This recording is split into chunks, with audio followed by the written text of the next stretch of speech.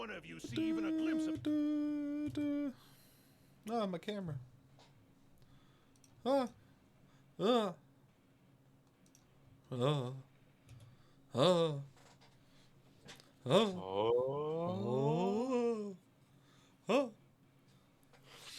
So, welcome, everybody. Welcome back. Welcome back to Beyond Etheria Ashes. If you haven't noticed, I've updated the emotes. And they're much higher quality now. I guess I'll show up. You guess? Well, that's how nice of you. Not like I'm taking the time out of my day. I will forewarn you, I am in a garbage-ass mood, and I'm drinking to get out of the garbage-ass mood. Well, I mean, I doesn't sound like a good way to get out of it. You know what? I'll drink with that you. Shit away from me. We want to do rum, bourbon, whiskey. I got some moonshine. Like I am drinking Mo and Coke. Cringe. Mo and Coke? Cringe. What's Mo? I don't know what the fuck Mo is. Captain. Oh, Captain Morgan. You're doing a rum and Coke? That's just a rum and Coke. Alright. Okay, so real question. Specifically doing Captain Morgan's. Alright, I have cinnamon whiskey. Just real cinnamon, delicious. I have single barrel bourbon. I could do one of two rums, and I have two different moonshines. I wish I had Fireball. You guys get to decide. I like so the cinnamon legitimately zoned out after you said you had a cinnamon whiskey. So yes, it's not Fireball; it's actual cinnamon in it. Well, yeah, you said cinnamon whiskey, not Fireball. Yeah, so I have cinnamon whiskey. I instantly was just like, ooh. I have single barrel bourbon. I have two different rums. One is spiced, one is Caribbean, and then I have two different shines. Spiced rum or the cinnamon whiskey is my votes. For me, it would be the Caribbean rum or the cinnamon whiskey. Actually, what kind of moonshines do you have? They're from a sub-brand of Cincinnati Distilling. One is peach cobbler, and the other is cinnamon. Ooh, I'd say either the cinnamon moonshine or the Caribbean rum. Then would be my two. I'm between those two Rexes. I have moonshine pickles and moonshine cherries, and I haven't touched them since the night I bought them because that was not a good night for Jenna. So I want to make sure I get this mash bill correct because it's delicious. I believe it's like 98% Caribbean molasses is what the mash bill is. Oh. Nice. Yeah, 99% Caribbean molasses, 1% Ohio apple. It is delicious. We're doing 3 fingers tonight, motherfucker. Yeah. All right, back. I have to go get. Apparently, I have to go get some rum. Excellent. Hey, I have rum and Coke too tonight. I need an adult. You came to the wrong house. I couldn't get the Coke open. Uh-oh. Potatoes. And it's flat as shit, too. Great. Yay me. Oh my god, chill. It's flat Coke. Relax. Groovy! Groovy has arrived. Who's Groovy? A colleague of mine who also does the streambles. We got a Groovy? Yeah. I appreciate it, big guy. So, while everyone's getting shots and whatnot, dude, don't you spring that mantra in here. Squashing that right now. What are we squashing? Shot. Squashing She's that just mantra. about to be server muted. Yeah. Just reduced to ashes. Just, why do we hate the shot smoke stuff? Because it's goofy. So I found out a couple of things to talk about the festival coming because I'm excited. One, I'm going to be a standby medic for the festival as well, which is really cool because that's been my job before. Secondly, I figured out how to be super dramatic. I got myself a mask that I'm going to mark up as as a cultist. And I'm gonna wear this. Everyone's gonna know it's gonna be me. It's more for the dramatic of everything else. And I'm going to pull it off and be like, haha, it was me all along, Dio! I'm sorry, I've been watching JoJo's again. I had to. Are you gonna strike the pose and everything? You fucking think I won't? I've already told my buddy Frodo that he's our camera guy for the band and for the group. I'm like, if you don't get my shots when I come out and just be fucking super dramatic, I'm gonna be disappointed. Because like this is gonna be the first time of me being like at the center of one of these events. So it's just like it's something.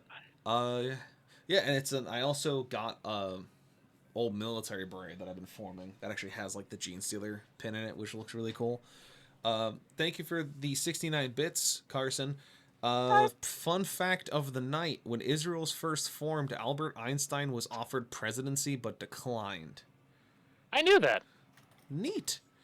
I'm dramatic at baseline. Ugh, ow, my feelings. You are. I can't confirm that. Listen, I'm all about theatrics. It's why I'm your game master. It's what I do. It's what I'm here for. I'm just finishing up writing a couple of things because I'm hoping these are as fleshed out. I was able to get a few of them fleshed out because they were like in my head all day. Some of them are a little bit more complicated. That's why I had to take more time, but it's fine. Any hoozle. Let's talk about what happened last session. Good idea, because I forget. Ow.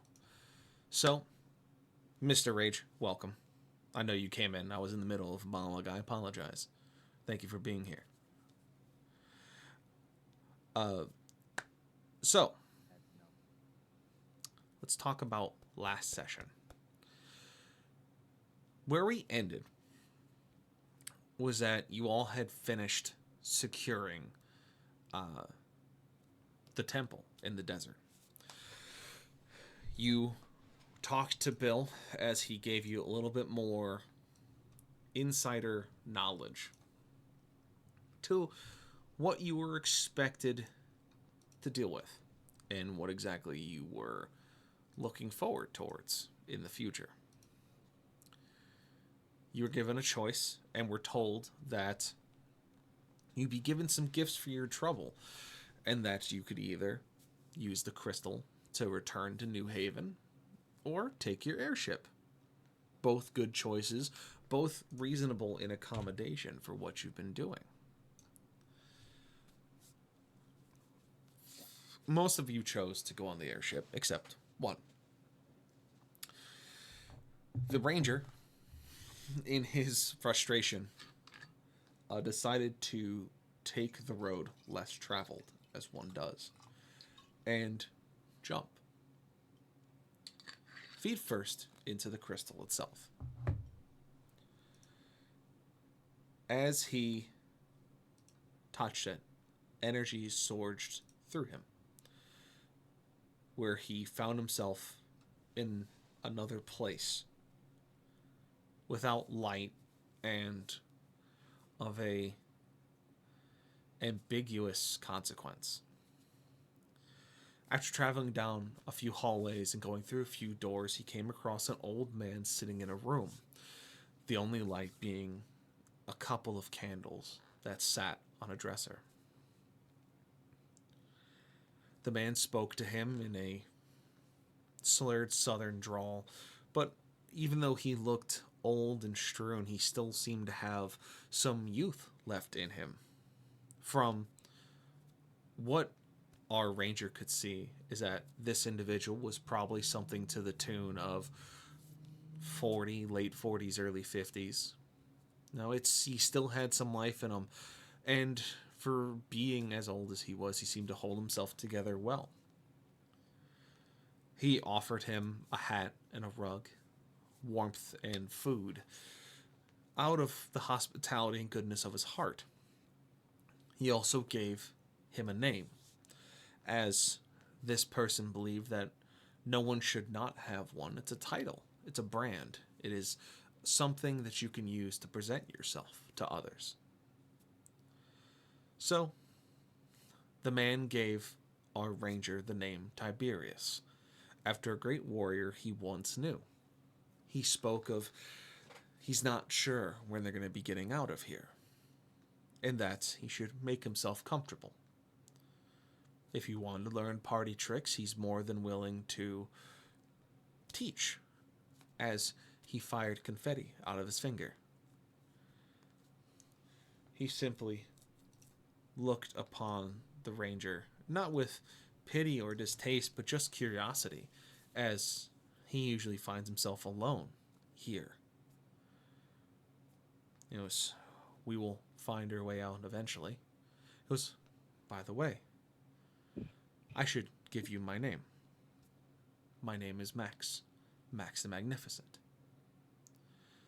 And as that happened, after the calamity of fighting a warden, of being introduced to the forces that lay themselves out before you further west, and securing the first world stone, the rest of you had found yourselves in New Haven. Nameless was nowhere to be found. The gifts that Bill spoke of were in your building, essentially, your domicile, as it will, your townhouse, waiting for you on the kitchen table wrapped in burlap, waiting for you to pick them up. But Nameless never showed. No one saw anything come out of the crystal, and it had been many hours since you had been home, and nothing had been seen.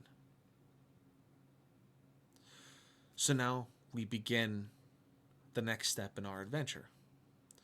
You, the party, find yourselves the next morning. To you it has passed as per normal. To Nameless, it seems as if he was to look at himself from an outside perspective, he would see that his time moves extremely slowly compared to yours. And so for him, a few minutes to you is a few hours. And so you all imagine that Nameless may have just gone to make himself scarce. Look into his weapons, his armor, his skills, a drink, a sleep, a cigar. But when you wake up the next morning, he has not returned. The gifts from Bill still on the table for all of you to take part in. So now we come to all of you, my heroes, the characters in the story.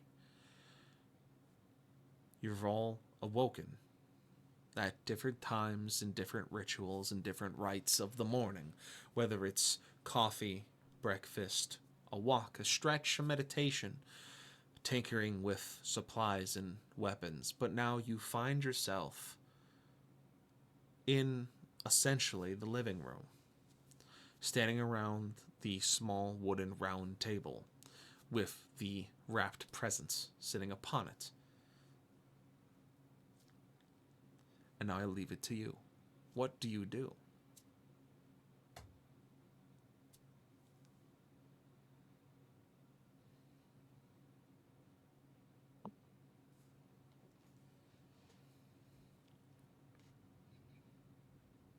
The risk of being difficult. I don't think Creed got anything. He did. There's something for each of you on that table. In that case, Creed is going to remove the sheath from his belt with the sword in it, and he's going to poke his package. Blake, Aura's gonna run up and open it. No questions asked. She's just gonna go tear it open. So, Aura, you run forward. I look like Ragnar Lothbrok. I appreciate that. That is a mighty compliment from you, good sir. I appreciate the bits. Aura, you run up to your present, sitting upon the table. You rip it open with much excitement, sparking with joy and curiosity. And inside of it is a silver bracelet that looks to be mimicked of that of the Ouroboros, a snake eating itself. I got a bracelet, guys. Don't know what it does, but it's pretty. Do you put it on? Yes. Very good. They're just like, nope. Maybe he's fixing his mic because I haven't heard him since he was talking. He is trying to fix it. Yeah, I figured. He said he was going to restart, so. Figured he'll be back. Oh, so yes, you're right. You're right there, Miss Aura. You fuck Bill.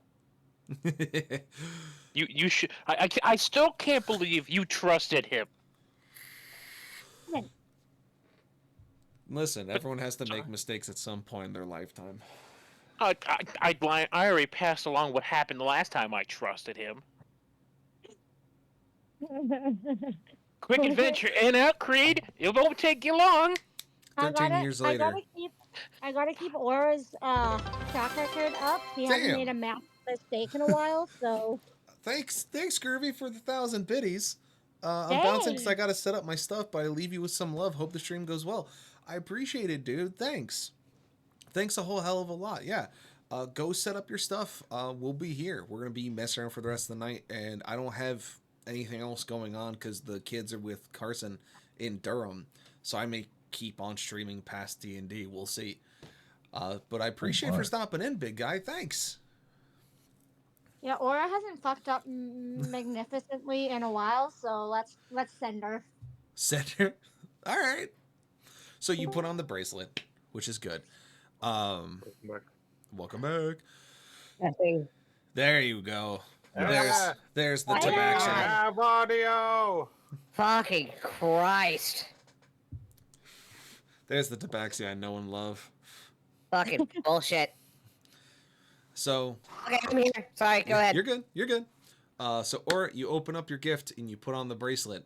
Creed, you poke yours, and it just kind of clinks and falls over on its side. Okros and Nez, you both see there's one tagged for both of you, and then there's one tagged for Nameless in the center. Oh, I suppose I will check mine. All right. Is your voice thing supposed to be on right now? I did double tap the hotkey. Rexus. At least your fucking mic worked. True. Such a lot of hostility. Win some, lose everything. It's fine. How Aura's gonna pick up Creed's gift and set it back on the table because he knocked it off. No, it didn't knock it off the table. It fell on its side on the table. Stop touching things. You have your thing. You're fascinated with it. Go in the corner. It's not your gift. Okros, do you open yours? Because I know before you had to fix your face. Yeah. You open it, and inside are two, I guess they're technically, Vambraces. Vambrace. Plural. There's two Vambrace in the bag. Brain short-circuited. There's two of them, and they both have the engravings of a lion sweeping across a field on both with large red gems in the center. Put him on.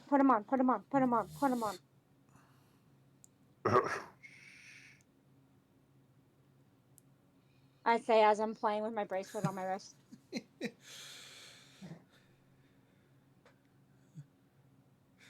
I mean, what?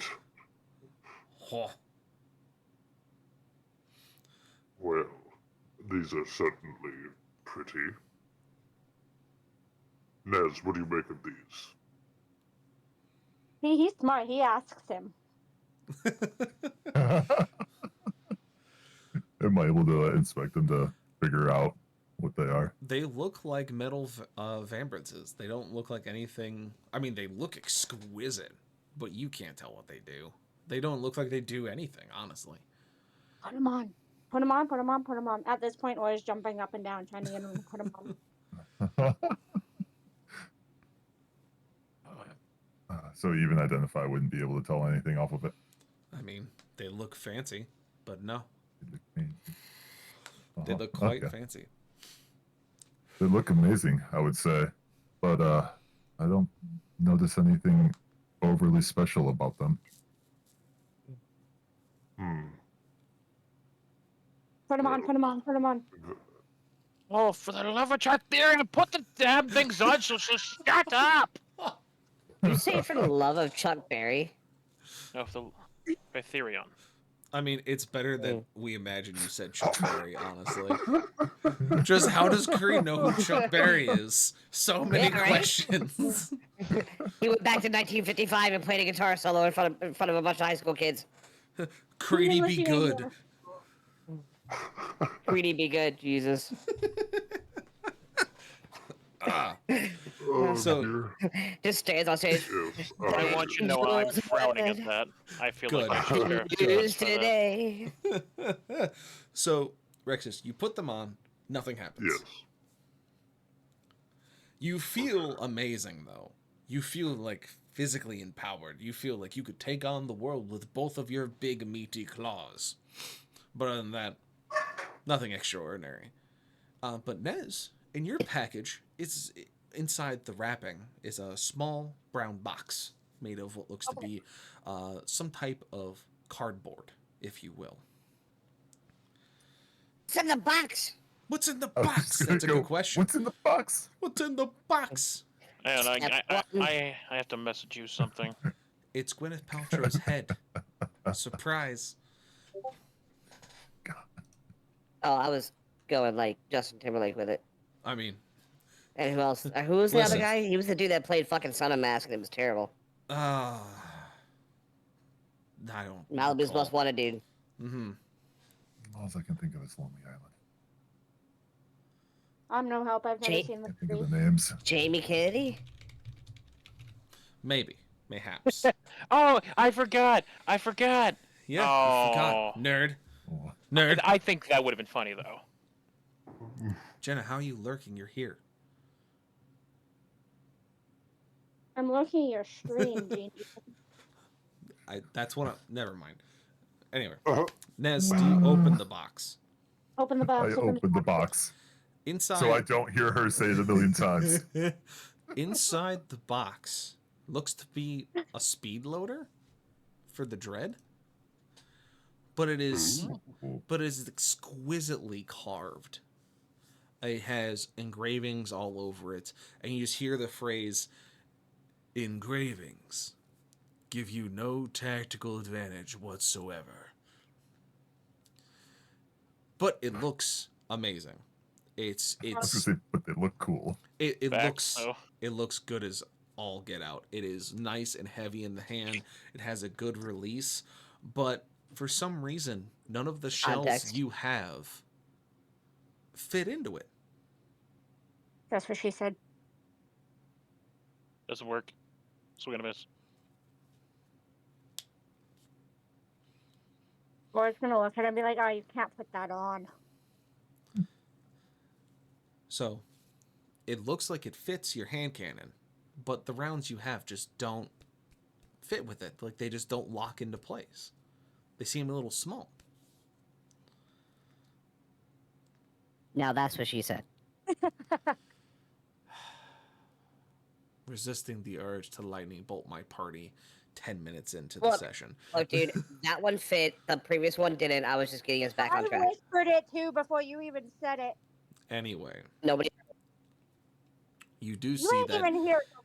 in the wells of where the rounds would sit if they locked into place seems to be 5 different alchemical symbols.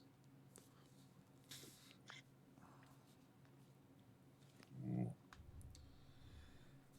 But past that, nothing really giving you a gauge of what it is or what it does. And then that brings us to Creed. You've tapped your gift with the tip of the sheath with your sword in it, and nothing has come out to bite you that you know of.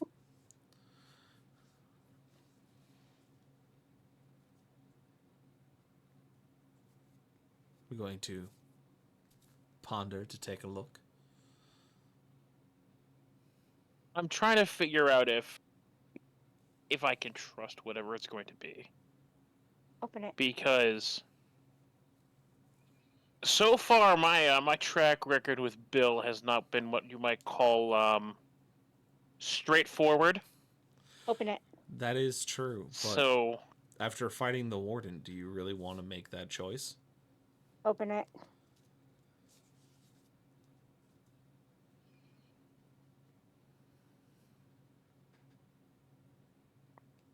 Or it's gonna incessantly just tap Creed on the shoulder, like, open it, open it, open it, open it, open it.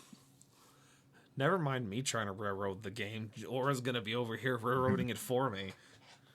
Go, go, go, go, go, go, go. It's like, yeah. Fine. All right, Aura, will you do me a favor, please?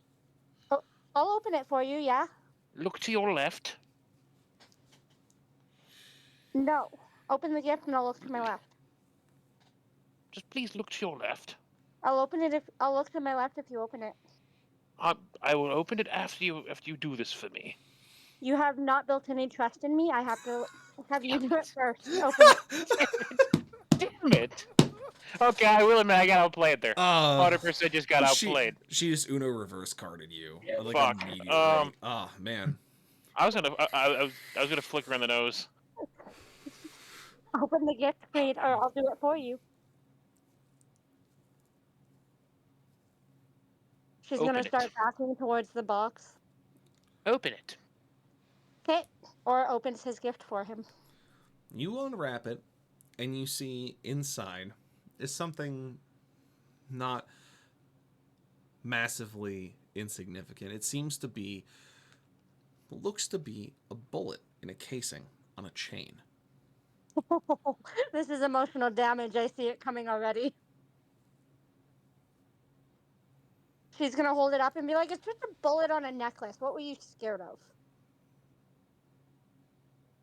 Could be the second necklace that haunts Creed forever.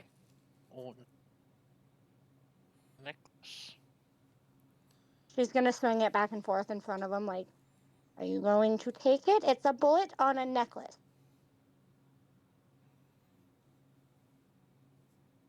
Yes, I'll take it. She's gonna drop it in his hand. As you look it over, it doesn't look anything significant from a distance.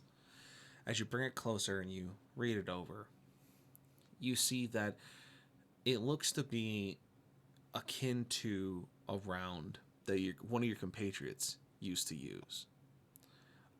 He called them 5.56, and on it, engraved on it, simply has your name carved into the casing, with a little note hanging from the chain. And it simply says, there is a bullet with everybody's name on it. Keep this close so you know where it is.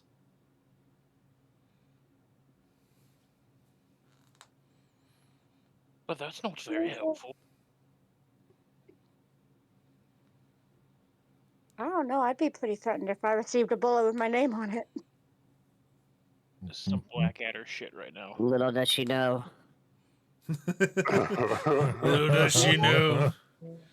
Nameless, you're in the fucking Nameless just sitting there with a freaking like microscope carving it. Slowly but surely writing her name 100 times into a casing, wanted style. Yeah.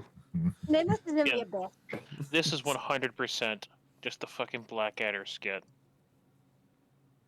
It's like, what are you doing? He's like, well, they say everyone's got a bullet out there with their name on it, so put my name on this one.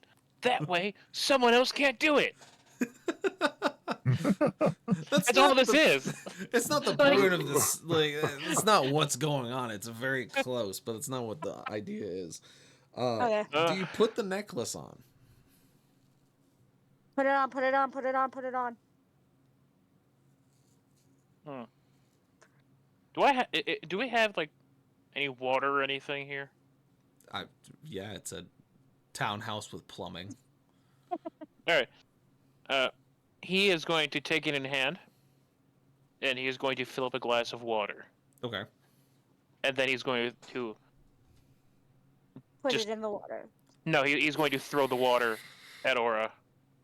Yeah, throw the water at the CL. Thanks, I was mighty thirsty. It's kind of warm in here. Now put the damn necklace on, Creed. Are you being a bitch about it? You see, I was going to wear it, but your insistence and the fact it came from Bill tells me no. Nah, you're just being a baby back bitch, Creed. That's not like you.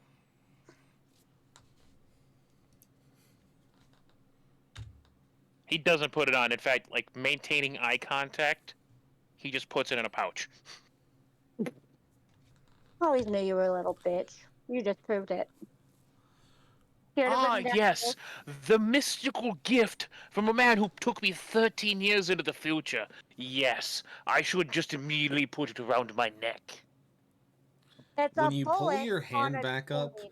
to point at Aura in your exasperation, the necklace is wrapped around your hand. Ugh. See, the necklace wants you to wear it. Just watch me put it in a pouch, and it has appeared around my hand again. And you're telling me I should still put it around my neck? It's attached to you, unlike a lot of people. Put it on. Damn. Question. Yeah. Creed's gonna raise the finger to speak, open his mouth, close, and just fucking leave. So. Yeah. Have your question. Nameless. I'm not there, right? No. Nope. No, Son I'm of gonna a grab your package. Okay, well, Put it in my backpack. Whoa. At least buy me a drink first. well, Aura's gonna Oh, look I'd have around. to That's all find you that want one. to. Aura's gonna look around and be like, "Hey, well, everyone's here. We've all opened our stuff. We can carry on with our day now." As you go to say that, and Creed leaves the room, all of you begin to feel an energy about you from the gifts you've received. So we'll start with Okros, just because he's the first on my list when I was writing it. Okros, you, as I said before, were feeling very good. Good sleep, good eats, good coffee. Feel good. You feel this buzzing energy start to flow through your body.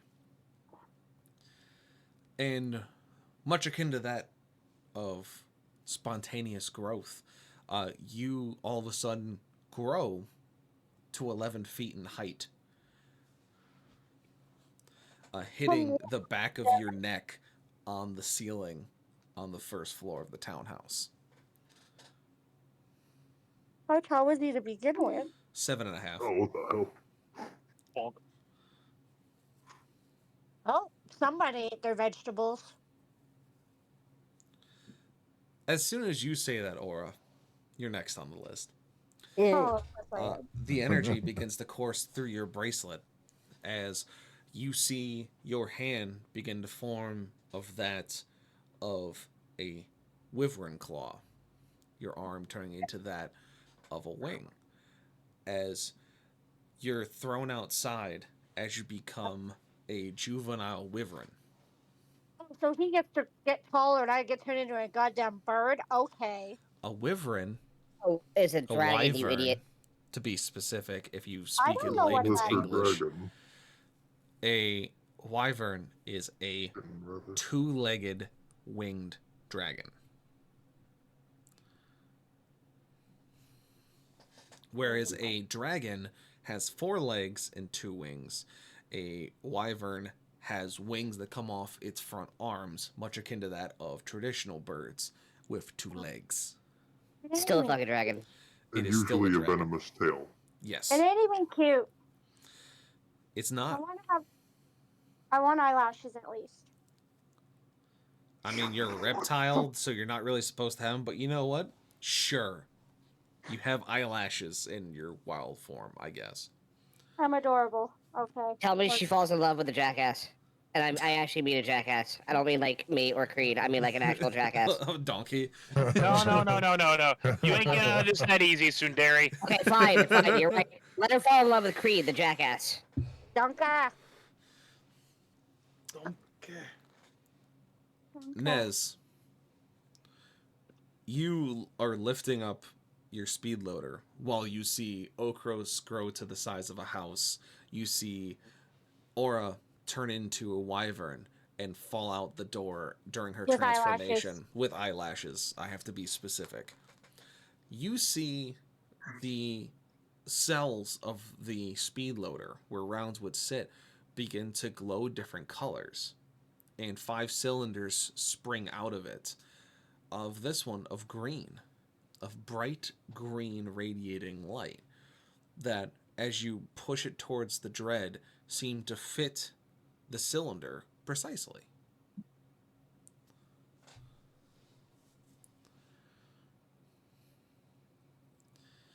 And you can almost faintly hear a fast ticking noise as you get closer to these green rods.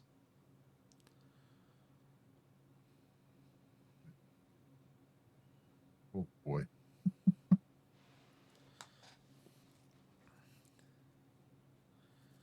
I want to go and do a couple test shots with these.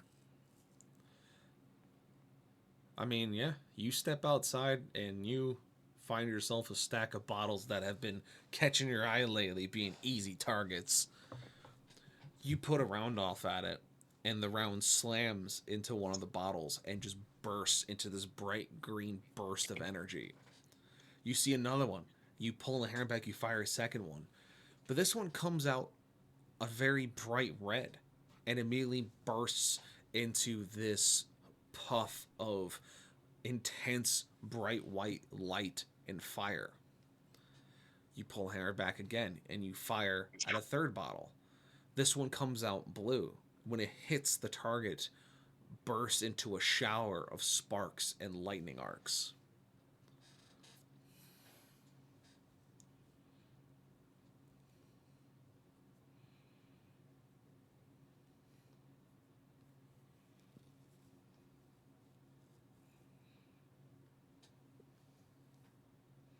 Oh, this is going to be fun. Sorry, I was typing that up. You Thought you were gonna nerd. I'm continue gonna going. give you all the. I'm gonna give you guys. I have these written. I'll send you these to all of you. So, what the mechanics of it are, for those of you that care, is that Okros, you've gained something known as the Boon of the Destroyer. Once per day, grow a size larger. In your case, going from medium to large. You would gain advantage in physical skill checks and advantage in physical checks against creatures of a smaller size than you. You would negate disadvantage on physical checks against creatures of the large class, since you would be of their size. Your strength limit is doubled in this form, this meaning how much you can move and lift, and you gain +4 strength and +10 feet in movement. Terrain that would have the speed of medium creatures would only slow you a quarter.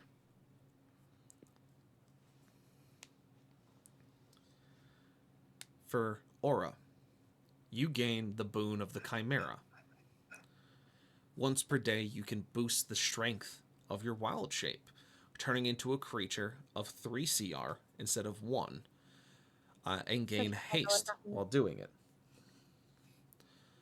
The caveat to this is that you would be able to combine with a piece of a larger creature, akin to that of a dragon scale or otherwise.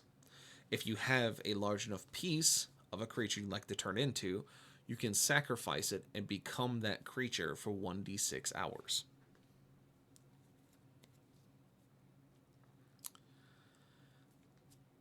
Nez, you have been given the Boon of the Creator. 3 times per day, you can create 5 shots for your hand cannon that hold an elemental charge of the user's choosing. It gives an additional +2 to hit and does 2d6 worth of that chosen element's damage, in addition to all other effects.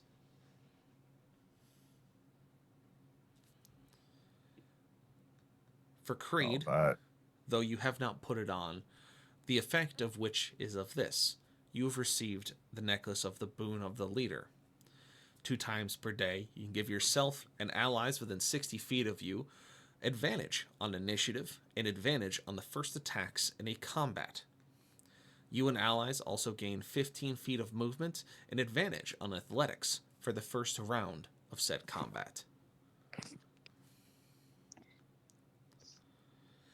And Mr. Nameless, if you were here, you would be receiving something called the Boon But I'm not. of Shadow. But I'm not. So you probably shouldn't say anything.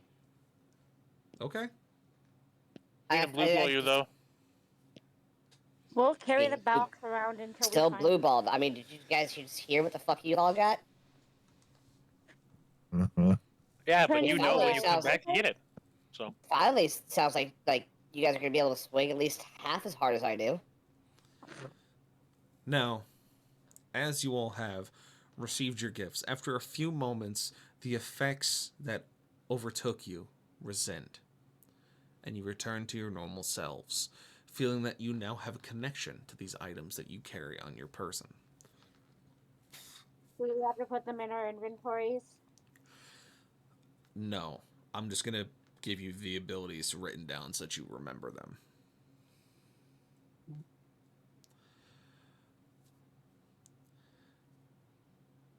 Past that, after you have this stage of energy dissipate into the ether around you, returning to your normal selves, you are greeted by a knocking on the door, at least those of you who have stayed in the townhouse. I made Creed leave.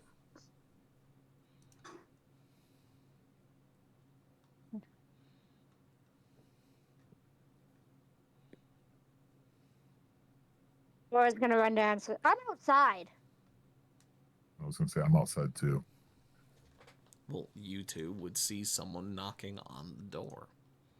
I'm gonna run over and see who it is. It is a small child holding what looks to be a scroll in their hand. Hi, Munchkin. What do you got there? Don't call me a munchkin. Well, what do you have? Not Munchkin. Are you calling me munchkin because I'm short? Because I'm No, small? I'm calling you Munchkin because you look like a whole ass child. Well, what do you have? sizist? Is that what's No, going I- on here? she's Sure, calling whatever. you a munchkin because he lacks proper social graces. My apologies, sir. Creed, where'd you come from? Aren't you pouting in a corner? Watch Commander Creed, just the man I was looking for. This scroll's for you. It was delivered earlier today to the headquarters. Thought it'd be good to hand it off to the right person. Or it's gonna grab it and run away. Come back here, you blue-tinted bitch. All right. Quick question. This is I guess. What do I got to roll to throw something? Oh God, we're gonna go down this road again, are we, Creed? So in combat, it is just to hit with the weapon. If you're just throwing something like a rock at the back of an elf's head as they run away, it would be athletics. All right, I'm gonna do that. What do I roll to avoid it? You're gonna give me a dex check only if he succeeds. I got a 12. Okay. So at that point, Aura, I need you to roll me a dex check at disadvantage because it's coming out the back of your head. So unless you got eyes back there. Okay, we have a 17. Uh-huh. And we have a 10, so 10. So you get conked in the back of the head by a rock. I'm gonna land on the scroll, and it's going to be in the top I am wearing because I tucked it in there as I ran, so I didn't have to hold it. Wonderful. By the way, Creed... I feel like there wasn't enough time for you to fucking tuck that in your damn blouse before he fucking threw a rock You at you. underestimate the speed women can put things in their tits. Okay, I may underestimate the speed with which you can put things in between your tits. Alright. You can't see it. I have my hands over my fucking eyes. So, Creed, you knock Aura with a rock. And she falls over. And the small messenger man stands by the door, just goes, "That's what you get, you blue-tinted bitch. Don't steal my damn mail. Blue-tinted bitch. Is that what you just said? Tinted. Blue tinted bitch. Tinted. I heard tinted. So did I the first time. And that is fantastic, and that's the only way I'm going to remember that line. Just letting you know. Well, He walks away Cole is grumpily. in the blue tits. And Creed, you see Aura on the ground, rubbing the back of her head as you just hit her with a rock. And you just approach her slowly. And now you're right in front of her.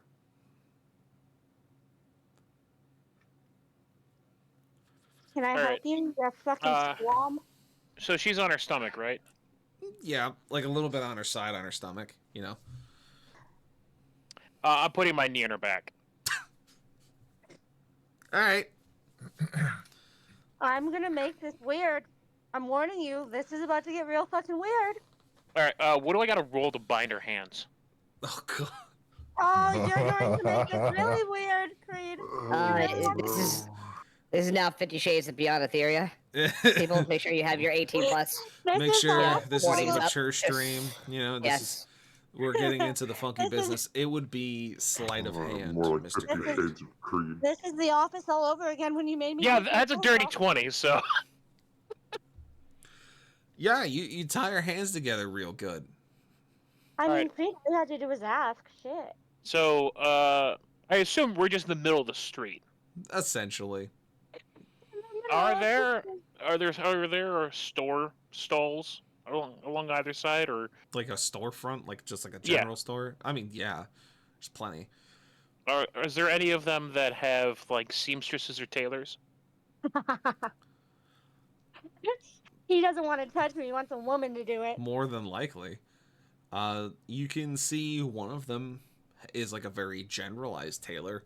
Like they sell very basic garb. Nothing too fancy. Much akin to that as if you were going to like Walmart to buy button-downs kind of situation. Yeah. So, Creed is going to wave to try and get the attention of a member of their staff, preferably a female if possible. Yep. And he's Creed, going I'm not- to wave her over. You I do. don't think And there's she someone looks at you and touching goes, you. "What can I help you with?" I need your assistance, please. Of course. That's what we're here for. What can I help you with? He's just going to point at the back of Aura's head. This thief stole official documentation that was sent for me. I have reason to believe she stuffed it inside of her clothing, as she was holding it in her hand and is no longer on the ground. I would like you to search her, please, and I will pay you for the service. All I Where's she- need is the parchment. She goes, not the weirdest thing that's ever come into the store. You are the watch Hey, commander. wait, pause. Hey, Yes. wait, pause. What is the weirdest thing that went into her store? If this isn't it. Huh. I don't know. It's- This is from what I've done working in these kinds of jobs. This is not the weirdest thing that I could think of that has happened. So I would imagine to a fantasy retail worker, essentially, this is not the weirdest thing that has occurred. a lot of Story different time? things come in looking for clothing. What do you mean? No story time. We're I'm not not getting even here. sidetracked. Story time. No, You're not even here! you're learning This is party why I tricks said with Max. You're learning party tricks with Max. No! That's not how this works. So, Aura's gonna do a thing, but as he's talking to the seamstress, What's Or Aura is going it a to wild try and do? Aura's gonna try and wild shape into a small sparrow-like bird and grab the scroll and fly away. So, you wild shape into a sparrow. And you go to pick up the scroll. You realize that you are too small to pick up the scroll. Fuck. As Creed looks down at you with the death stare. And Well- you just skadoosh. Well, just actually, dip. she can't. What do you mean she can't? Her Oh, hands fuck, are bound. My hands are bound. I can't. Never mind. Oh, Good track. that's right. She Good track. can't do somatic yeah, see, components. Yeah, no, you're right. Good Yeah. track. Yeah, see, Red I flag. I anticipated this. There's a reason. Can't do your fancy magic language if your hands are tied. Also, just Nerd. pointing it out, I'm still on your back. That's fair. So. Yeah, I guess. Hey. Yeah, you ain't getting away from this. So okay. the lady agrees, and it's just, you are the watch commander. If you need help, we're meant to assist. And so she reaches in, and you sound like Aura's gonna bite her. When she reaches in and starts looking for it, as Aura is chomping at her arm as she's moving around the chompers, it's like as if you took a trunk and just like turned upside down and dropped it. The sound of all the stuff hitting the ground is just the sound you're hearing as she's trying to find this parchment. And she eventually retrieves it and moves her arm away as Aura tries to get one last chomp into her. The only thing that came out of a trunk, all I could hear in my head was the ragdoll sound from Half-Life. But just, yeah. She pulls out the scroll and she hands it to you. Hold on. Uh-huh. Semantics. How is she like reaching around in the front of my body if I'm on my stomach with Creed's knee in my back? That's a fair point. Because where you stuffed it wasn't exactly in the front of the body, which wouldn't be hard to get to. It is between my tits. Yeah? I'm on my tits. I've literally pulled a syringe from between something of the same nature when someone was in a police hold. It's not difficult. On their stomach? Uh-huh. Oh, fine. Fine. And this is not a small item. This is a significantly sized scroll. I didn't want to read the damn thing. I just wanted to read. Stop being nosy. I should point from out small delivery persons. He said he was a child. Reading someone I else's said he mail is looks a like felony. a child, and you called him a munchkin. What is he, a fucking goblin? What you should have said was you should have said you can't use that word. That's our word. I wanted to, but that's too on the nose. That's why I went the other direction with it. Oh Anyway. my god. So she hands you the scroll. That's all wet and sweaty and gross now. Probably. And Creed, I'm wearing gloves for a reason. Yeah, that's I'm wearing fair. gloves for a reason.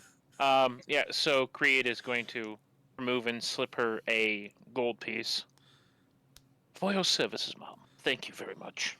Traitor, it's supposed to be hoes before bros. She nods and goes back to it. Just kind of dealing with the situation, just being done with it. But yeah, you have the scroll. And, one more question before we go much further. Yeah. What kind of rotor is she laying on? Probably a fucking very cobble. public one. Mm-hmm.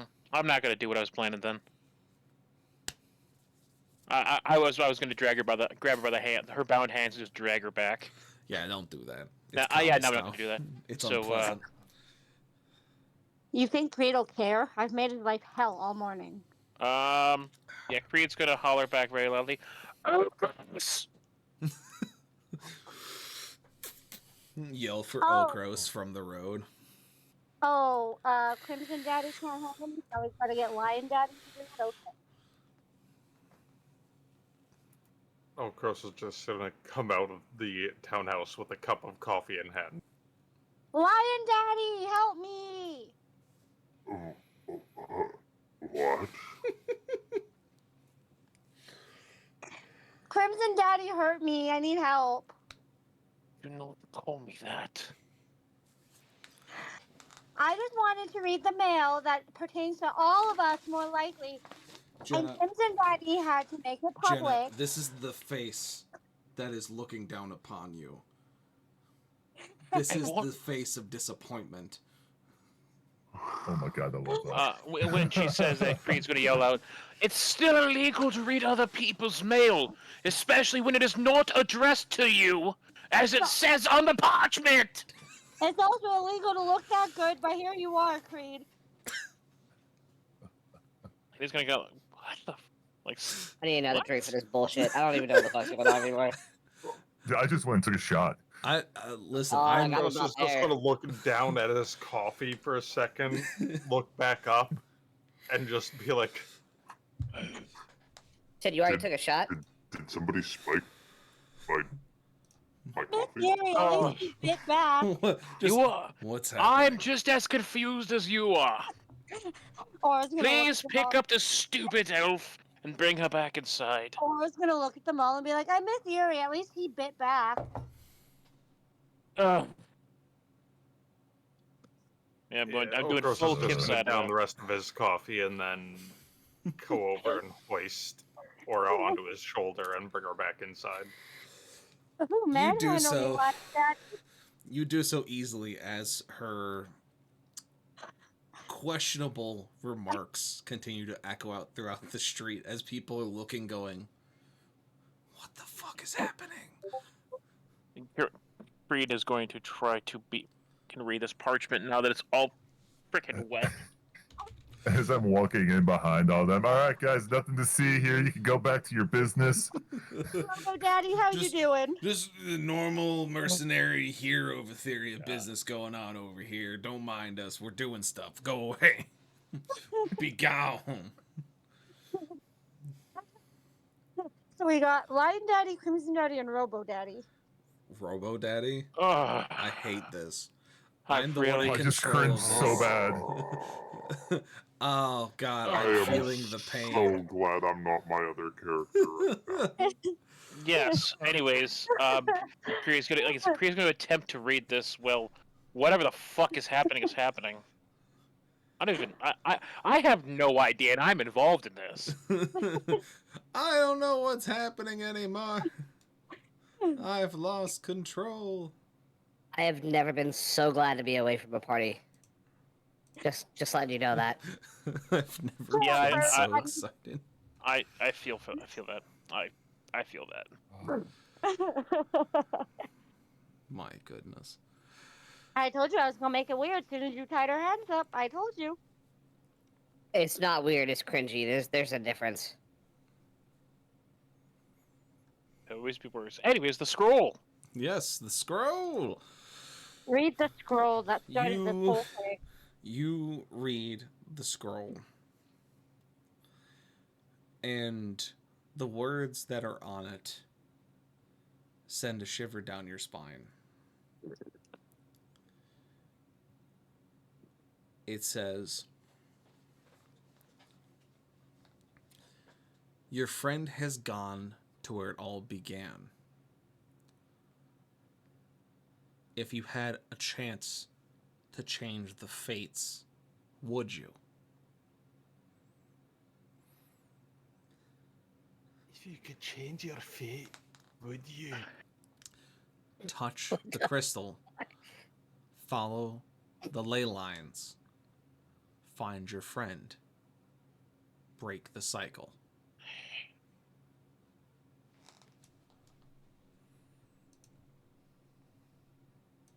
What if I don't want to be found? I know where we have to go. I don't want to go back there though.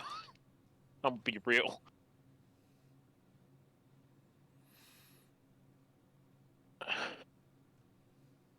Oh, here's a, especially with this.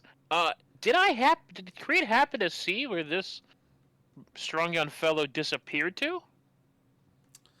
Or was he just too distracted with You someone were a being bit cool? distracted with the With the a blue person, tittied bitch. the blue tinted bitch that stole your mail. No, blue tittied bitch. Sure. I do have blue tits. It's fine. Like a blue footed booby, but worse. Titted bitch.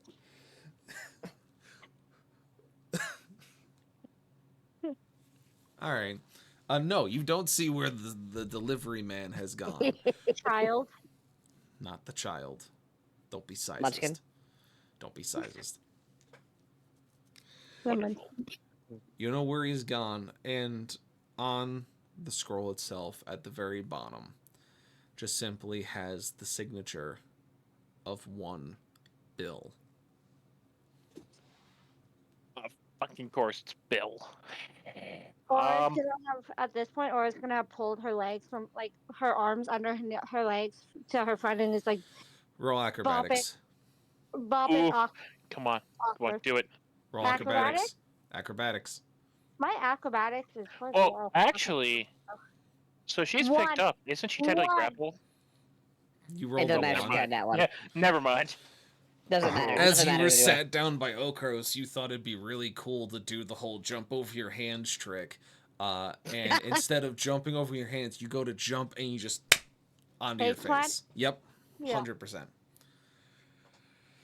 Untie me. I'll be good. Who here believes that statement? I promise.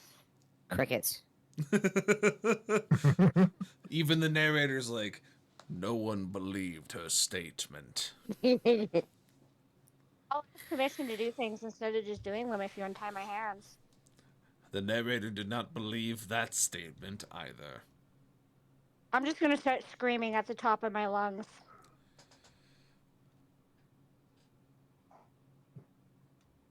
Go for it.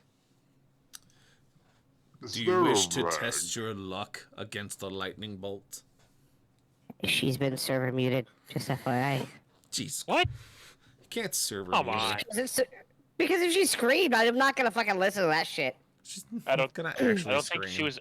I don't I'm think not she was gonna actually. actually scream. Fuck, I don't have the fucking breath capacity for that right now. I was taking 0 chances on that. And I live with people. But no, Aura's gonna scream at the top of her lungs over and over and over again and start crying. Snot bubbles like throwing a toddler hissy fit until somebody unties her.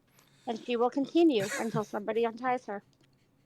Like kicking her feet, screaming at the top of her lungs, like the worst toddler temper tantrum you can imagine.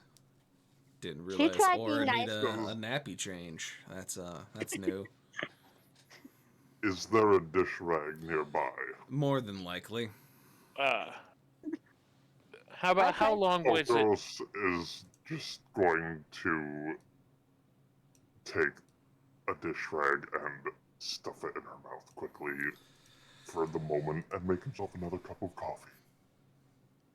Yeah. With some peace and quiet. Yeah. Can I get a cup of coffee, sir? Yes. She's gonna start choking on the dish rag because she can't breathe. Do we have? Is there a really have a tall shelf in nose. here? Yes. If you forget Creed's, how to use your nose, that's on you. Creed's gonna walk back in. He's going to walk by Okros. He's gonna hand him the note and point at the top shelf, then go over to untie Aura's hands. No.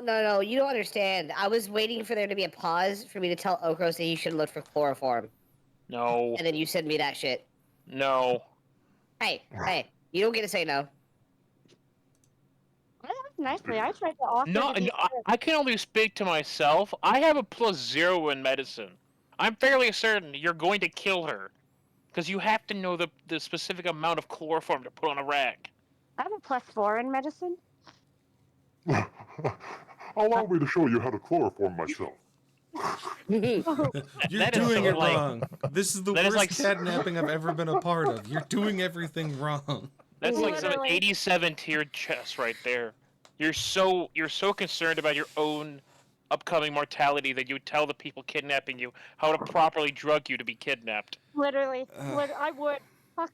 I value my life. If you're gonna do it right. If you gotta do it correctly. I prefer to do it wrong. But she tried, or did try to reason with them and be like, "Hey, I'll behave if you untie me," and nobody wanted to, so she started throwing a hissy fit. You really think we would believe you after everything you just did?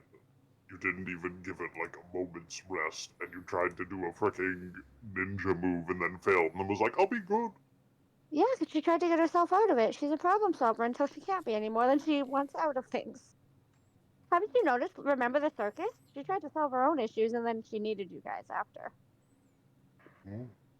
But yes, anyways, he's again point out a top shelf just to deny her the satisfaction of having the note. And he's gonna go over and untie her. Fair Mostly because she has Creed's rope, and he kind of wants that. Oh, also because he can't leave her tied up for super long. But mostly he wants his rope back. Mostly, I just want the rope back. That'd be cool. Or Oh, after she's untied, Aura's gonna go upstairs, close her door, and like just stay there, sharpening her knives. Mm-hmm. So, at this point, you guys have all had your time, and you've sat down, and you've had your coffee and your drinks and your awkward moments. Creed, do you share what was on the note to the rest of your group? Not exactly, Okay. but he does kind of lean like across. I assume we have cabinets. Lean across the cabinet. Go. We have to go to Marta's wake.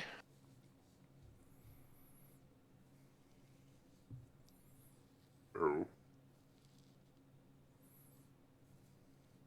I have to go back to where it all started. Evidently, Marx is there. Evidently. Creed read the note. Because the note said that you did not go back to where it started, touch the crystal, and follow the ley lines. Oh. How much they know about that? Like actually, ley lines. I don't know. In character. You know enough about the crystal that Nameless touched it and disappeared. The note's telling you to do the same. So it's a case of I know enough. Is kind of the way I see Creed looking at this. Yeah, you would know enough to go. I think it wants us to touch the crystal. That is something he will handle if we get there, because we still have no idea where Nameless is. Whatever. I'm kind of going under the belief that it just killed him, and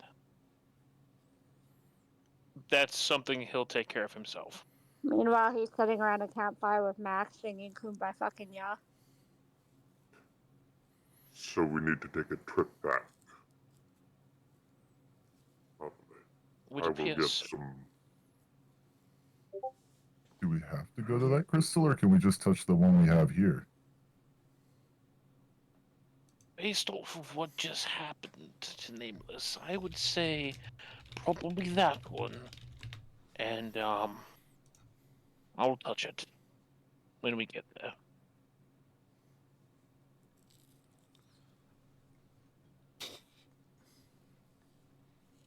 It's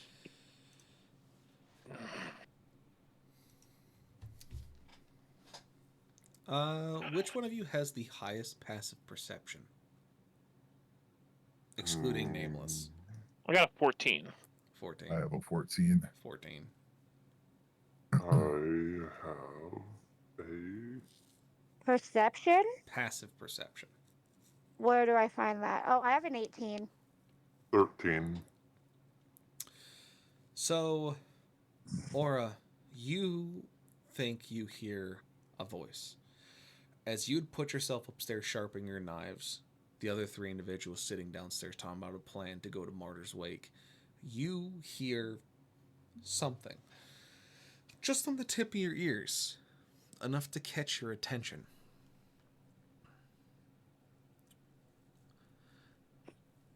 Do I care? Like, that's a question, not a statement. I'm trying to decide if I'm mad enough to pay attention to it. Sure, I'll pay attention to it. You would, as it sounds like your friend that you're looking for. Or at least you think it does. Care. It's Nameless, he's mean to me, but sure.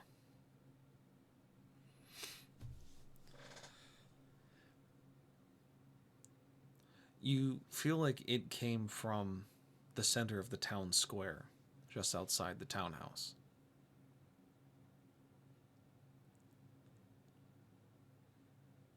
Okay. What do you do?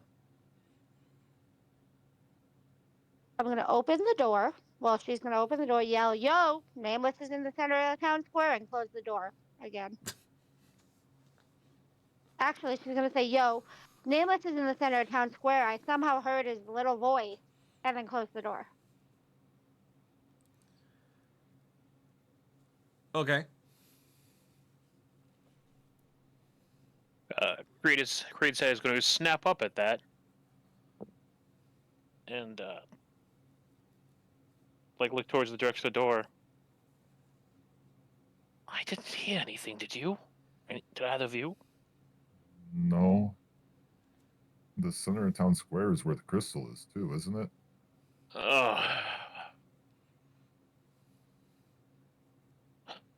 Is.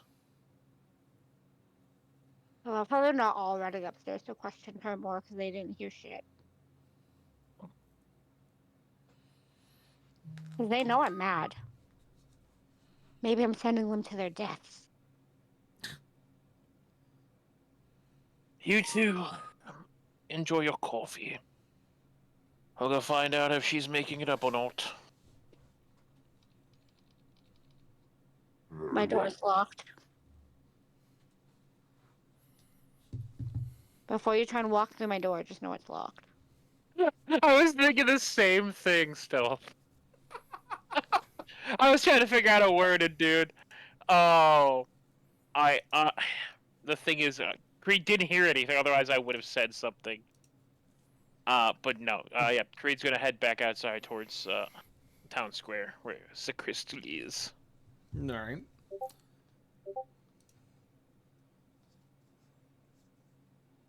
He wants to touch the crystal.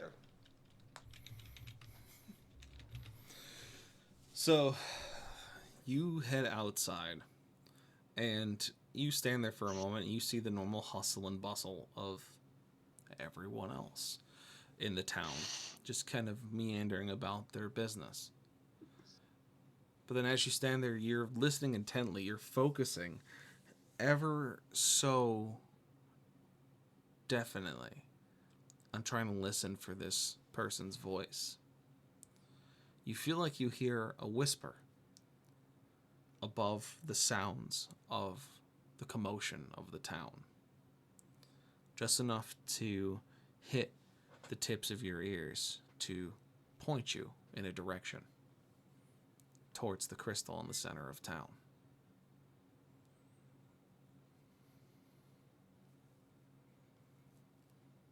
He's gonna make his way to it.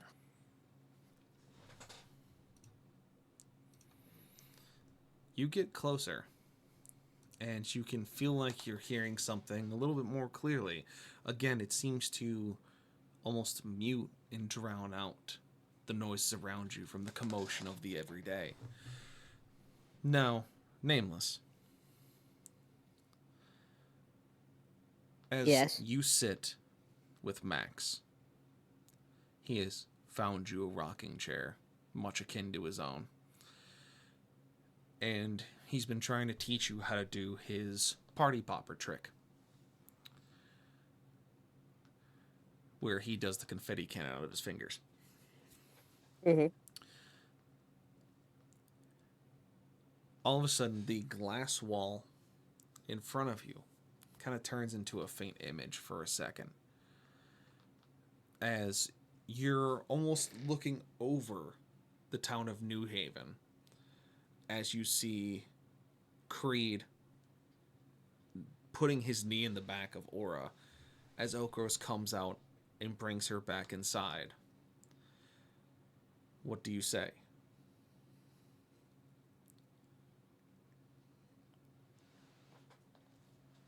Hmm.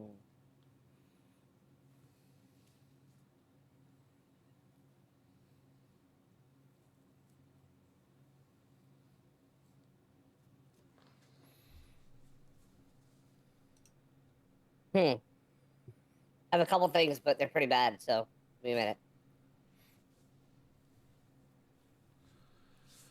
I'd expect nothing less. Hey, at least you're getting it.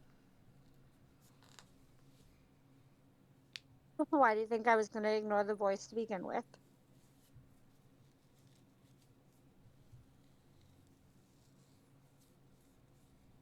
I'll say something along the lines of, "Damn it, Creed, you're supposed to use both knees." All of a sudden, the image swaps to the window outside of Aura's room. You see her sharpening knives, and you see her head turn to look at you. As you then see her stand up, open the door, yell something, and then close it before returning to sharpening her knives. The image then shifts to that of a street view of you're looking past all the commotion, and you see Creed standing in the middle of the street. What do you say now?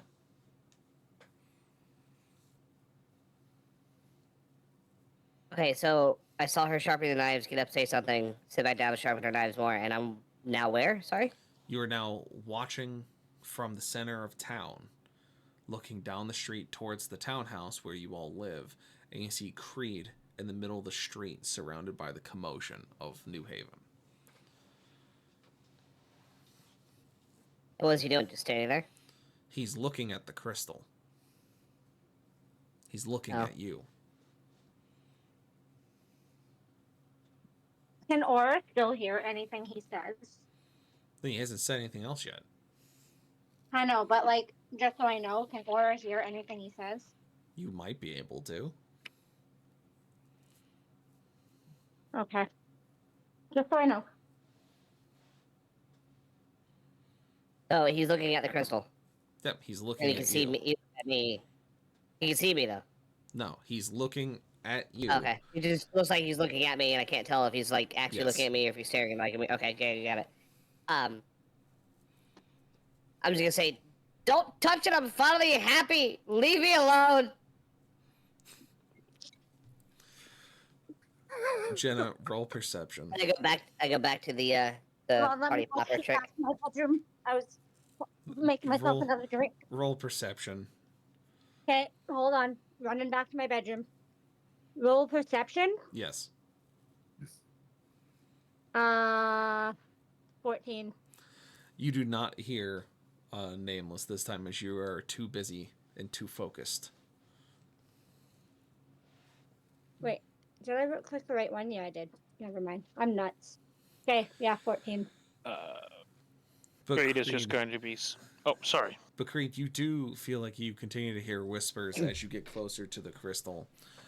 They seem to become more frantic and more close together.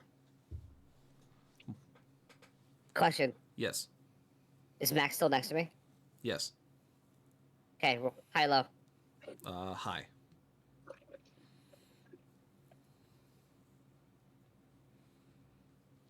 Ooh, low. So, you being wrong with high, I get to break the fourth wall then, right? Is that how we're gonna do this? Sure. Cool. I'm gonna look at Max like, oh, looks like we're gonna see one of your friends here in a minute. Because I'm not supposed to know that they know each other, but breaking the He fourth looks wall. at you and goes,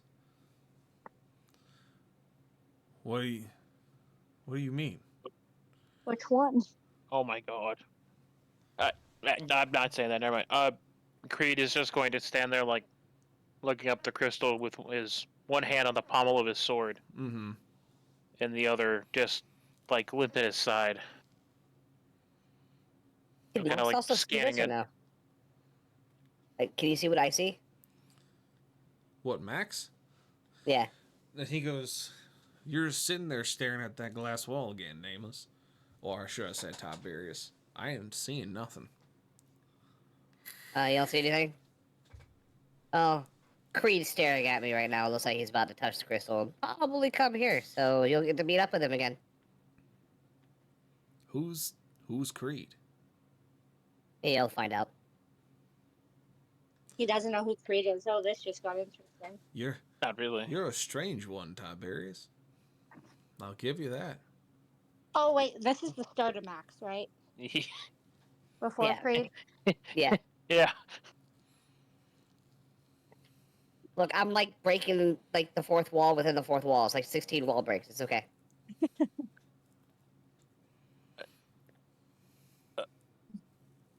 Max, why are we breaking walls? I got no word for that. Yeah, he's just standing there looking across like the face of the crystal, just looking, I guess is the best way to put it, really. He's not touching it. Another question. Yeah. Did I learn said party trick? You're not great at it, but you can barely do the whistle sound. But you're getting there. Little bits at a Hey, time. I try frantically to get it before they walk through that fucking door. You are practicing your hardest. I just want them, I want them to be able to walk through the door and me just go, pop, finally, you found me. The image fades from view in front of you, nameless, as you find yourself sitting back down in the chair, trying to practice your confetti cannon trick as quickly as possible. Great, as you stand at the crystal, you start to look into it and almost see lines connecting everything. You start to see where everything goes together. Why these are here, why they work.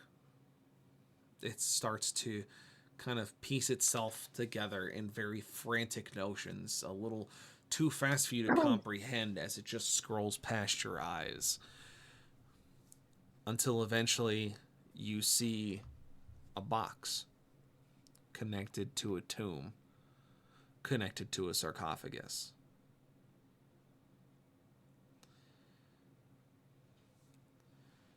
And then from there, you see a line slowly draw out until it reaches a room where you see a middle-aged man and a cat sitting in rocking chairs.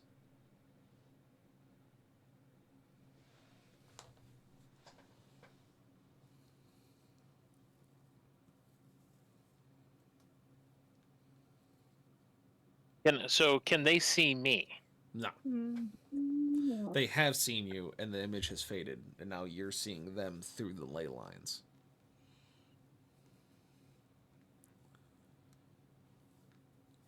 Well, he looks much better than the last time we saw each other.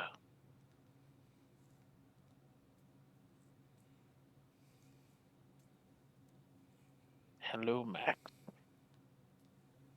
Hello again.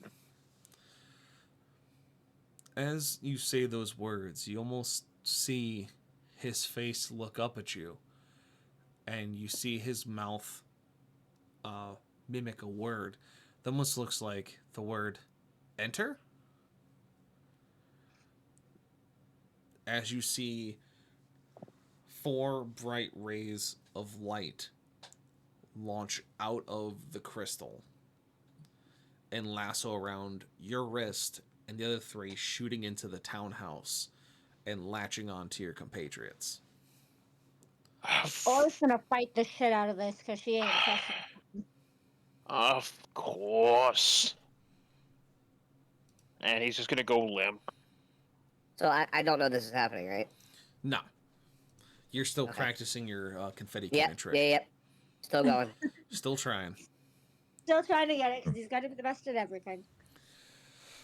As it's I gotta about be to the pull best. I me- just want to do it, you bitch. Or's fighting the shit Oh. out of this. She's not. I going to- fucking apologize. I messed up. You blue-titted bitch.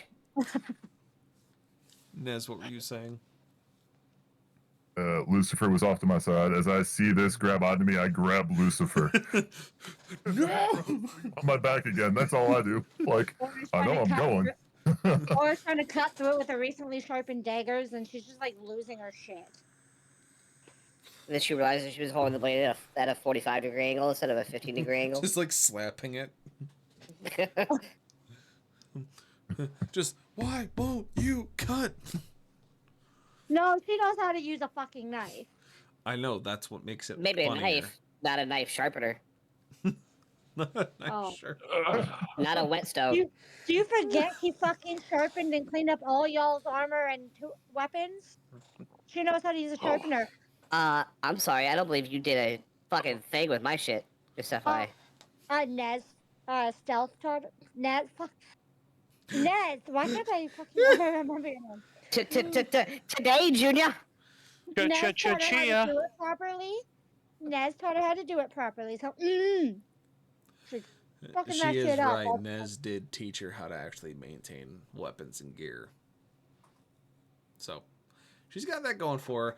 But anyways, the three of you get yanked through the walls, passing through it effortlessly as you are dragged through the air towards the crystal.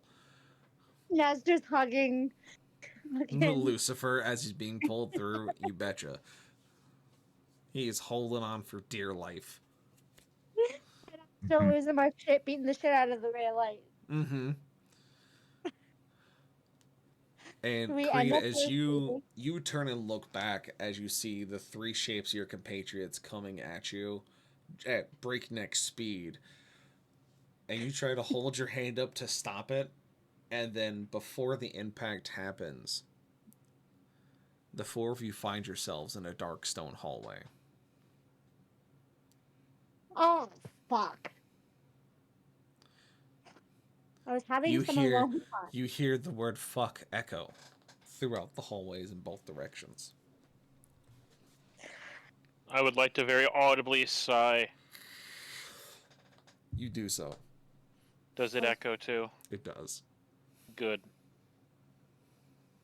I love the fact that some monster at the back of the wherever we are is here. Ugh. And it just fucking echoes past it. Or is just gonna plant her ass on the ground and say, I'm not going anywhere with you guys.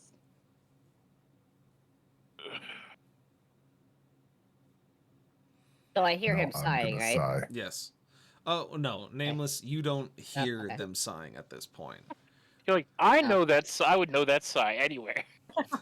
Or as near and Creed is dealing I've with only it. heard it like every other Friday for the last like 6 months. I don't know that noise anywhere. I know that noise. Or is but near and Creed is dealing with her.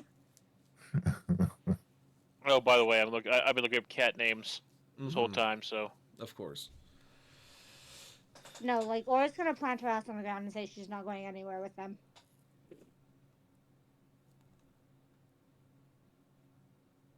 How dark is it?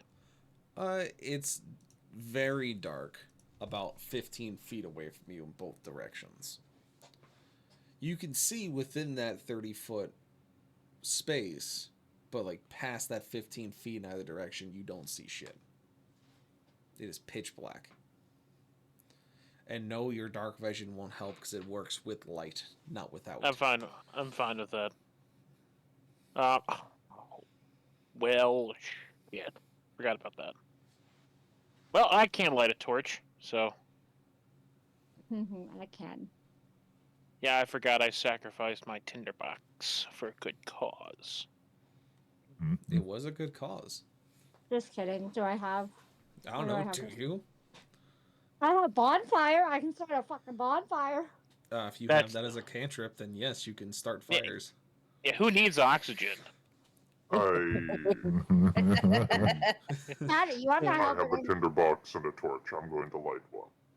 I think the only one she's not mad at right now is fucking Ned. So you light it Ogros, and it gives you a little bit of light past that 15-foot marker, but not by much. And you see that the hallway stretches in both directions. Oh, I guess I do have a tinderbox. Wait a minute. Hang on. Idea or Uh-huh. thought. Creed, do you have a torch? I could light yours with mine. Let's see. Oh, I actually don't. I don't. But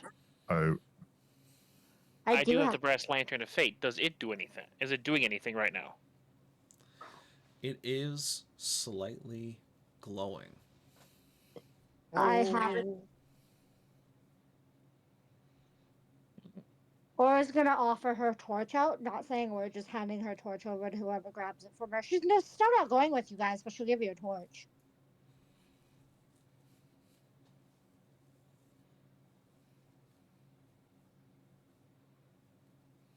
Well, I'll take it and light it and hand it to Creed, I guess.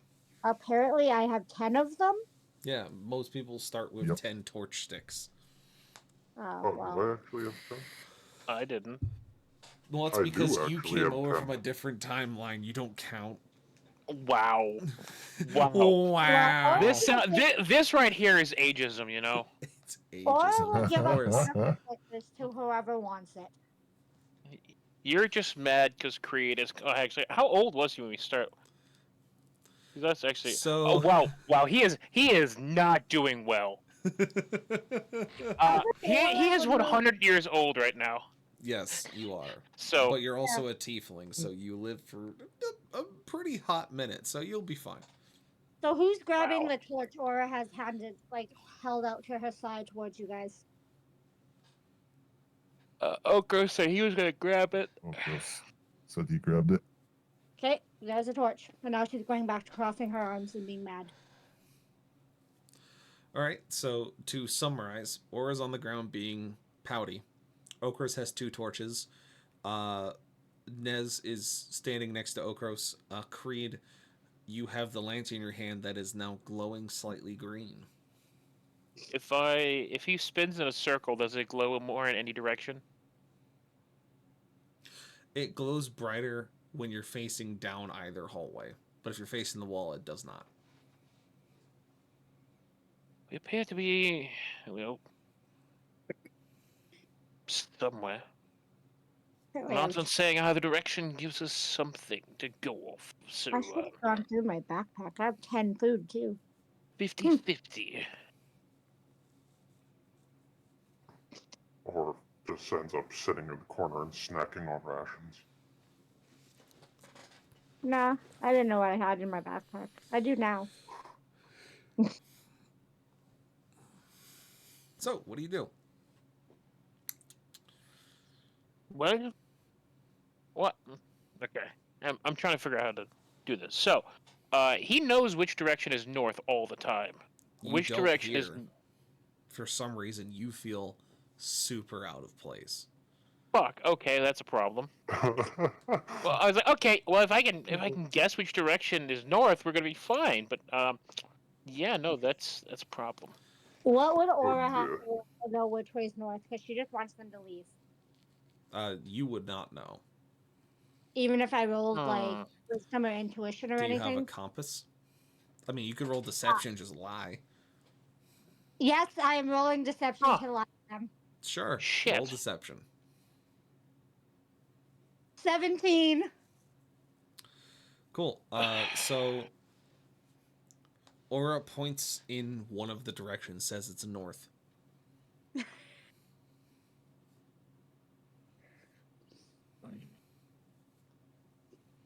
I checked my compass. That way's north.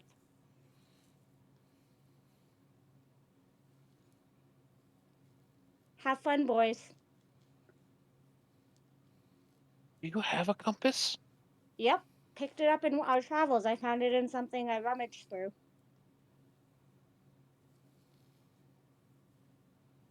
He's gonna kind of stand there squinting, because that is a possibility, but he doesn't remember. Like, I think you're full of shit, but I don't have anything to go off of. Okros was busy finding spices in a burlap bag. You were off doing whatever you do when you wander away from us. And Nameless was finding weapons. I think that's the day he found the shells that he holds so dear to his heart.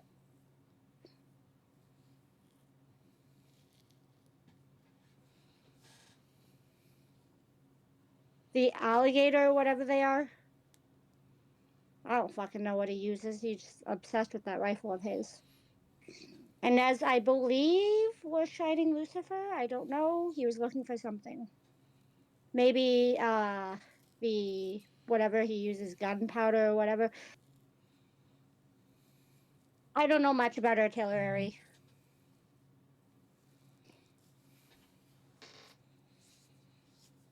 Now that way is north. Take it as you will. Believe me, don't believe me, whatever. But I'm staying here.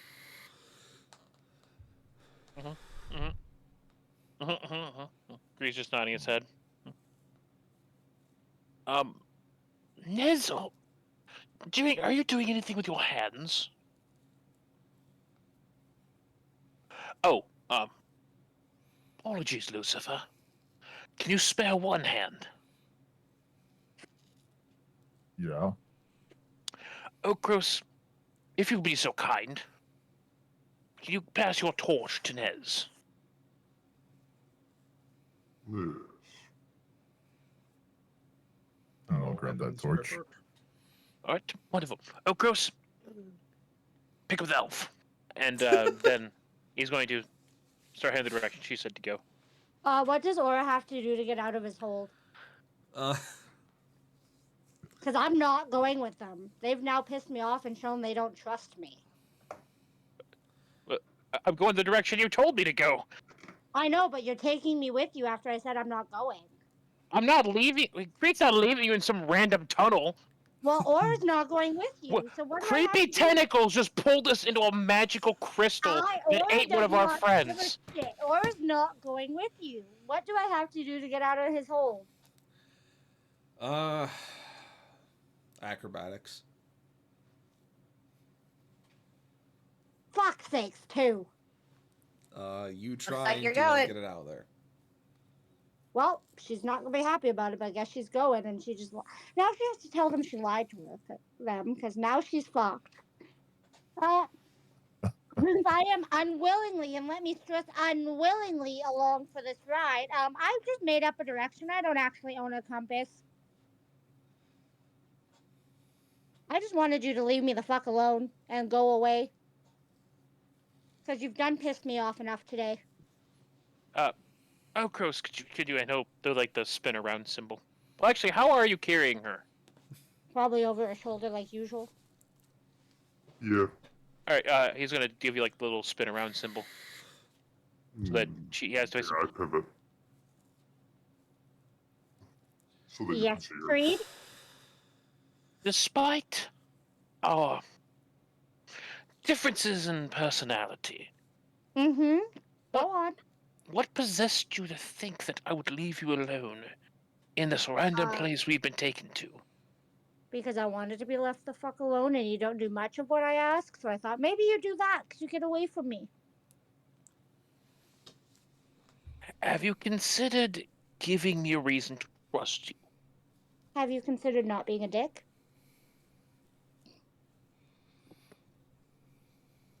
You understand, most of what I do, there's a reason behind it. I'm not just, as they say, pulling shit out of my ass. And I'm not just going to take your mistrust, your belittlement, and your condescending tone constantly.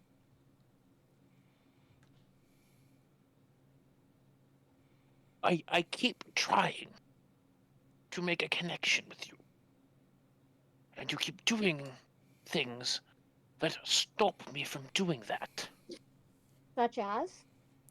You literally stole a scroll for me this morning. Have you ever asked why I did such thing? Have you ever considered maybe there was a method to that? The man literally said it was for me. Have you ever considered the concept that yes, it was for you, but maybe there's a reason I grabbed it? Creed, you have a habit of having devastating news given to you consistently. Maybe I wanted to like look at it first to make sure it wasn't going to shatter your soul. Because then if it was going to, I could have said something to you gently about it. Instead of you having to read it word for word off a scroll firsthand. I could have broken it to you lightly. I find it better just to get it over with. I'm Well, much better at compartmentalizing than you'd think. Mm-hmm, There's a lot of things I don't think about that I have to. You didn't compartmentalize very well the day that I did something nice for you. You fucked around and gave me a wheelbarrow full of copper, and then you sat in a field and pouted about the fact you fucked around and found out.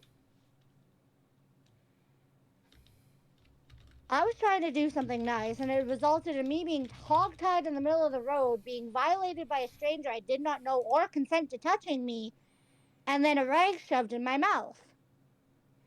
Did you ever consider that maybe I was trying to be nice, and instead of asking why I took it, you just went right for fucking physical violence? Do you ever consider that I am the only female in this group, and I am consistently belittled and mistrusted? Yeah, sure, I mess around sometimes, but I'm trying to make light of this really, really dark situation we have found ourselves in, and y'all continue to make me feel like nothing. After I have done how many things for you guys, there is a reason I do not trust you guys, nor will I trust you until you prove I can. Okay? So I am sorry that I did what I did, but I was looking out for your best interest, Creed. So, Okos, please put me down. You guys can go do whatever the hell you need to do, but I am not going with you. She said sorry like a Canadian.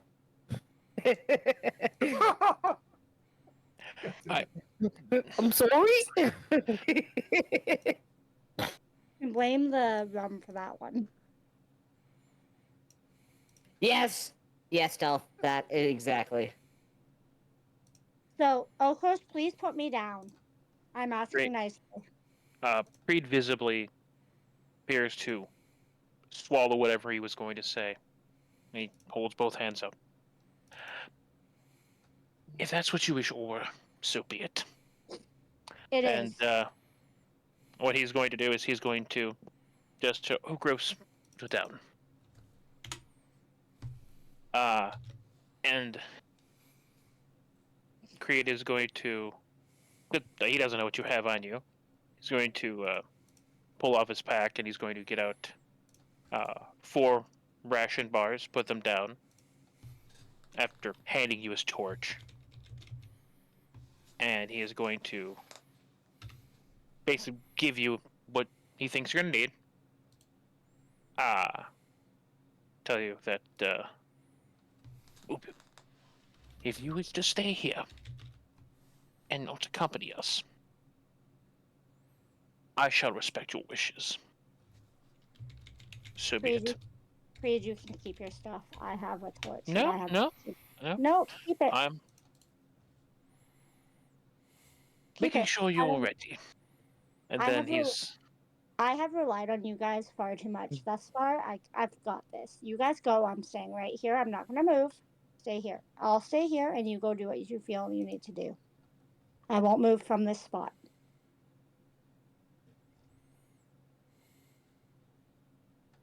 But I'm not going with you because clearly you don't need me to. You've all made that very, very clear. Just go, Creed. Just go. And she's gonna go sit down and just like sit against the wall of the hall. And did she take the torch? No, you still have your torch. No, he offered you the torch. And I said no, and I put it back in your hand. So you still have your torch. What do the walls appear to be made of here? Stone. Very gross, mossy stone. All right. About how thick is the spacing between the stones? It's a little uneven between different points. I would say anywhere from 1/4 of an inch to 3/4. All right.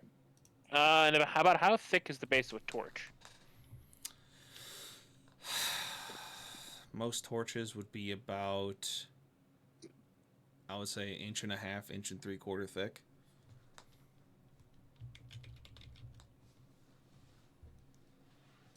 Reed is going to fucking hammer to put in like a staple, but gonna scrape off some moss and attempt to kind of wedge a torch into the wall anyway. Try to wedge the torch in the wall anyways. Mm-hmm. I can tell you from personal experience that we're in the darkness. The most dangerous thing is the darkness itself. If you wish to stay, we'll be back. Creed, The most dangerous thing in my life right now is not the dark. Is not the darkness. It's staying with you guys because y'all don't trust me. And the last person that didn't trust me, I almost died. My parents didn't trust me, and we got in a huge fight before they left, and they didn't come back because they told me they didn't trust to leave me by myself. And now I am by myself. Actually, no, I'm with people who also don't trust me. So go, but maybe come back because my parents didn't.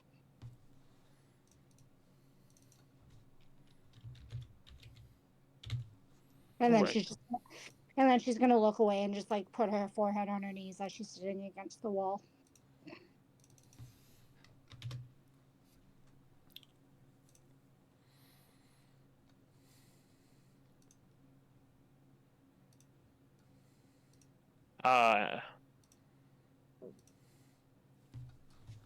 Bree's just going to turn away and make eye contact with both Nez and Okros. Like,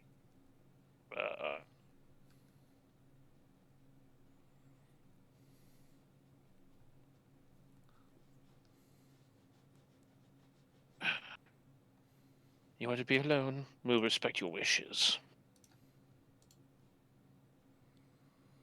Duh. He'll just start going that way. Going the way she said.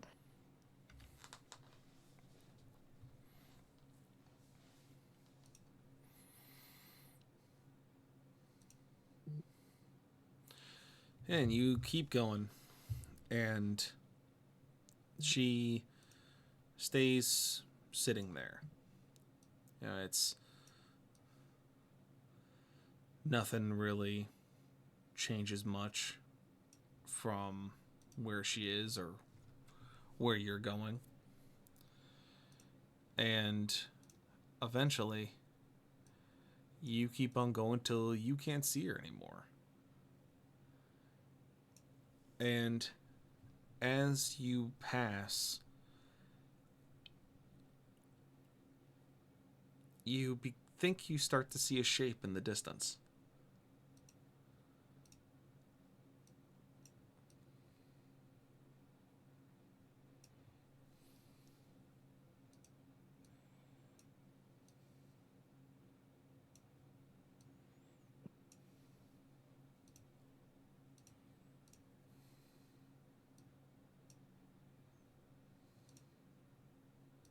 But how far have we walked?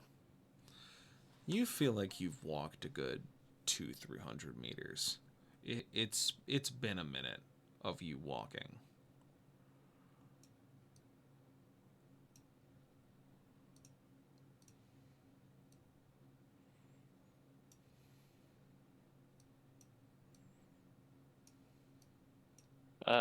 Breed is just going to stop.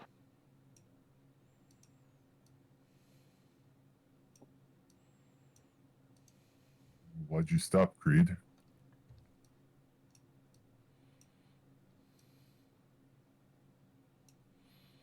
We can't leave her.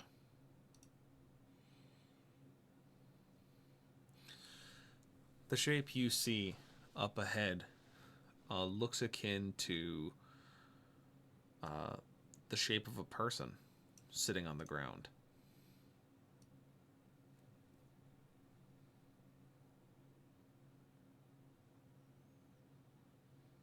Wait. What?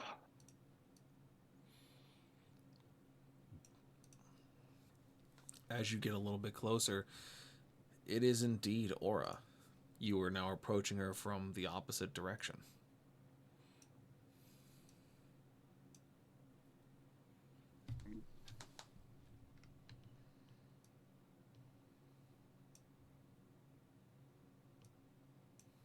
Well, hello, Aura.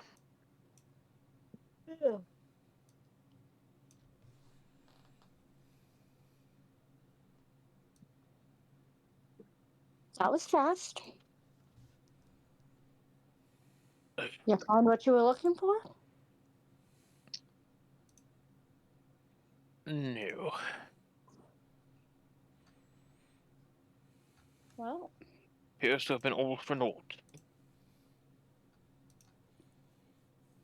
we're approaching from the other side. I take it as a giant circle.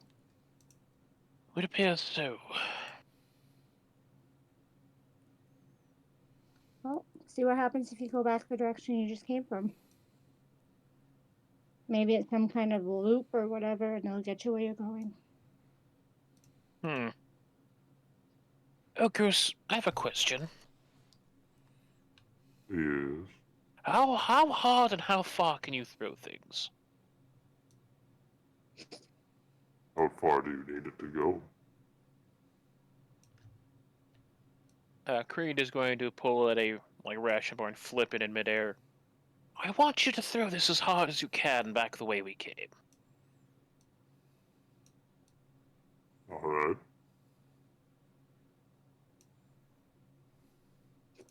If what I think is going to happen happens, well, we'll see.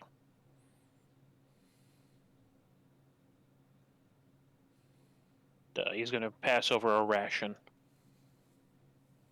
All right. Okay. So I roll athletics to throw it, I guess. I mean, it's a ration bar. It's not going to take that much effort. Oh, okay. Well, I throw it then. You give it a good yuckin'. And it hits Nez in the back of the head.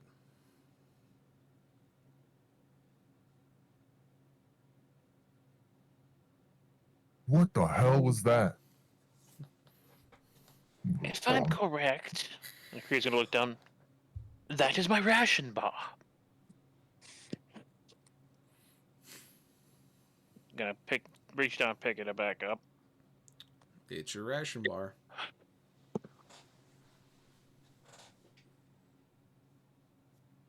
There's a loop.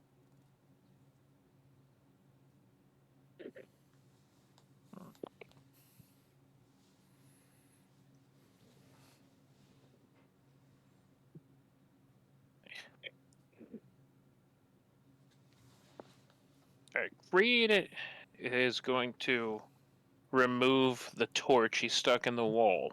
Mm-hmm. It is going to begin inspecting the wall. It looks and feels like a wall. Yes, this wall is made of wall. It is made of wall. Give me perception.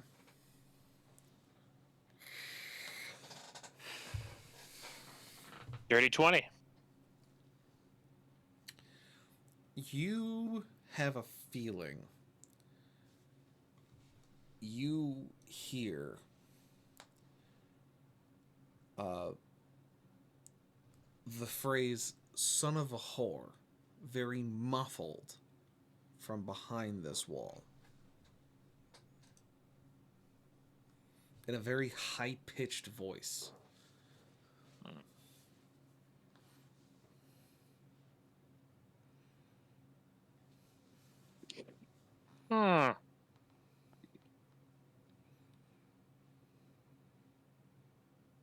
He's just gonna start, patting stones. It feels like stones. Don't really find anything out of place, but you feel like you definitely hear the yellings of a tabaxi in the distance.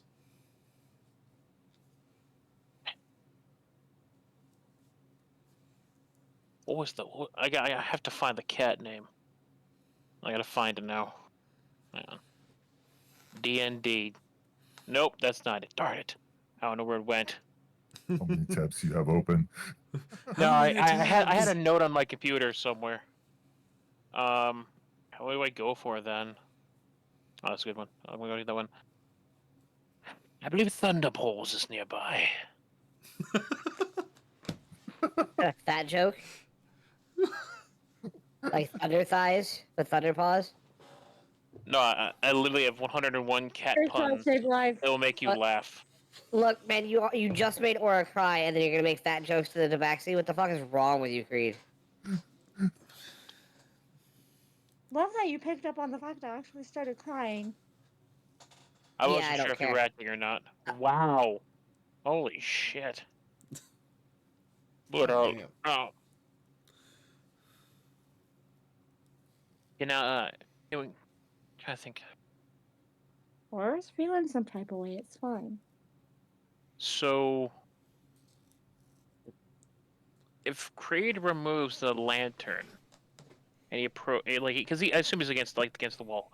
If he removes the lantern and gets it close to the stones, does anything happen? If I can speak words. You bring the lantern close to the stones, and the light seems to dim, but it doesn't do much else.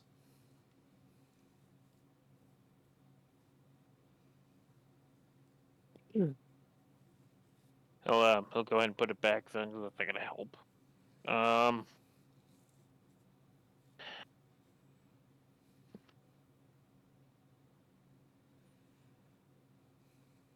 gonna be honest. I'm usually pretty good at puzzles. I'm trying to figure this out.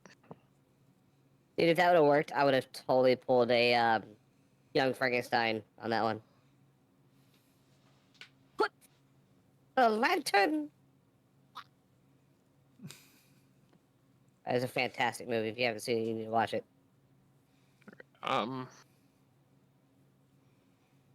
Feel free to chime in. By the way, fellas, or anyone else. Like, I'm trying to figure out what to do here.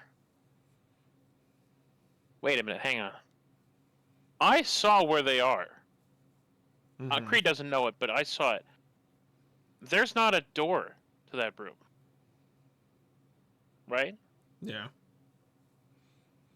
There was no sort of entryway at all. Not that you could see.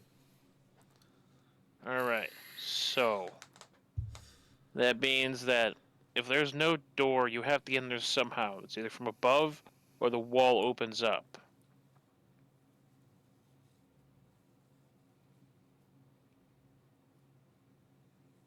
What did the note say? Was follow the ley lines. Yep. It's a ley line.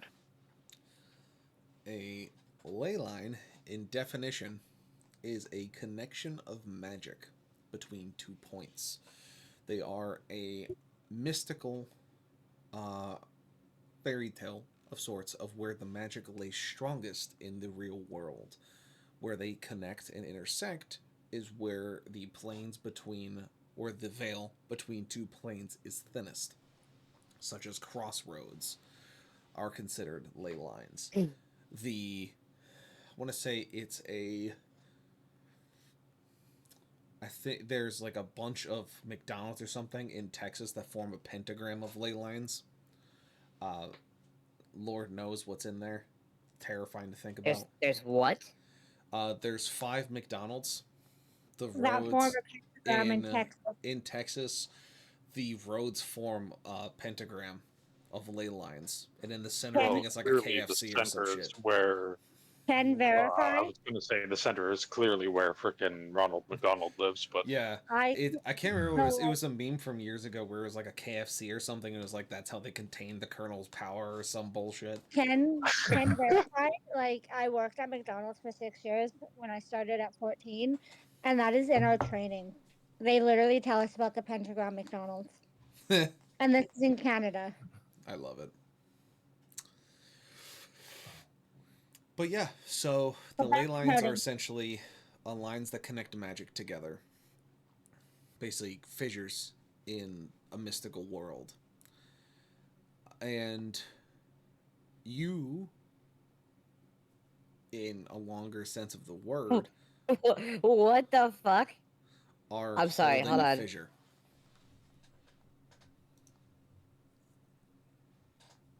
So magic. That means they need aura. Because other than Nameless, I don't think any of us have magic. Look, I don't know how guns work. I could stab things pretty well. So Right. Aura's the only one right now with this group that has magic. That can try and kind The of figure this only out. natural-born magic user, yes. So they need Aura right now, is what you're saying. I don't know. Maybe Aura can take a swing at things and see if she's got the skills to pay the bills. But she's mad at them and wants nothing to do with them right now. Then shush your face. Fine, Aura will take a swing and see if she can do it. Okay, what would you like to do? Reed, what are you doing? He's currently investigating a wall with a No, lantern. this is like... I'm asking him in character. Creed, what are you doing? I hear the What? cat. You hear the... Okay, you hear Nameless. He has a name, kind of. Why are you feeling up the wall? Because I hear him on the other side of the wall. You hear him on the other side of the wall, and how's feeling up the wall going for you?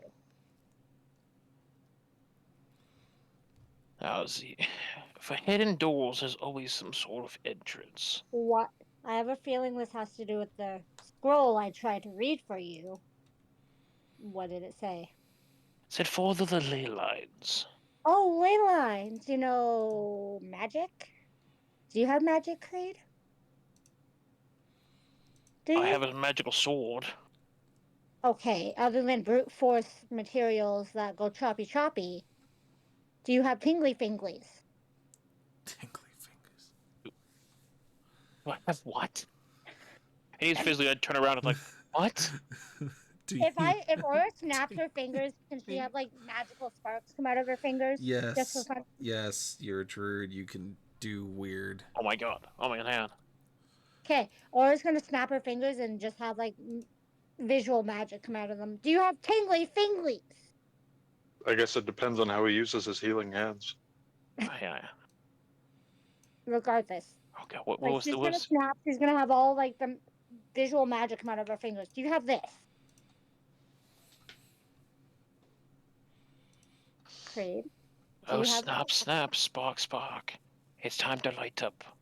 Diggy, diggy, dark. Oh my god. I'm over here trying to help you, Creed.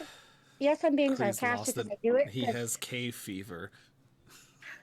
So, No, I don't have magic. so you can't access the stretching. way lines. You can't access the way lines. Oh, Chris, can you access the way lines? Can you? Are you just brute force? She's gonna quirk an eyebrow and get all sassy about it. Can you snap your fingers and have shit come out of them? Or you just punch things? How about you, Nez? I imagine if I put your head in between my fingers and snapped hard enough, something would come out. Touche. No, there's nothing up there. You're not here. Shut up. Let me have my moment. They've done pissed me off and made me cry. Let me have my damn moment. How about you, Nez? Do you have powers coming out of your So head? what have I done to you today? You And haven't. I've used logic. I don't use magic. He's reaching for the hand cannon like, what have I done to you today? Tell me. Oh, let me get this straight, gentlemen. None of you have magic other than Choppy Choppy over there. Let's see if I can help. So Aura's gonna like, I don't know what she's gonna do, but she knows she needs to use her magic. What am I rolling here?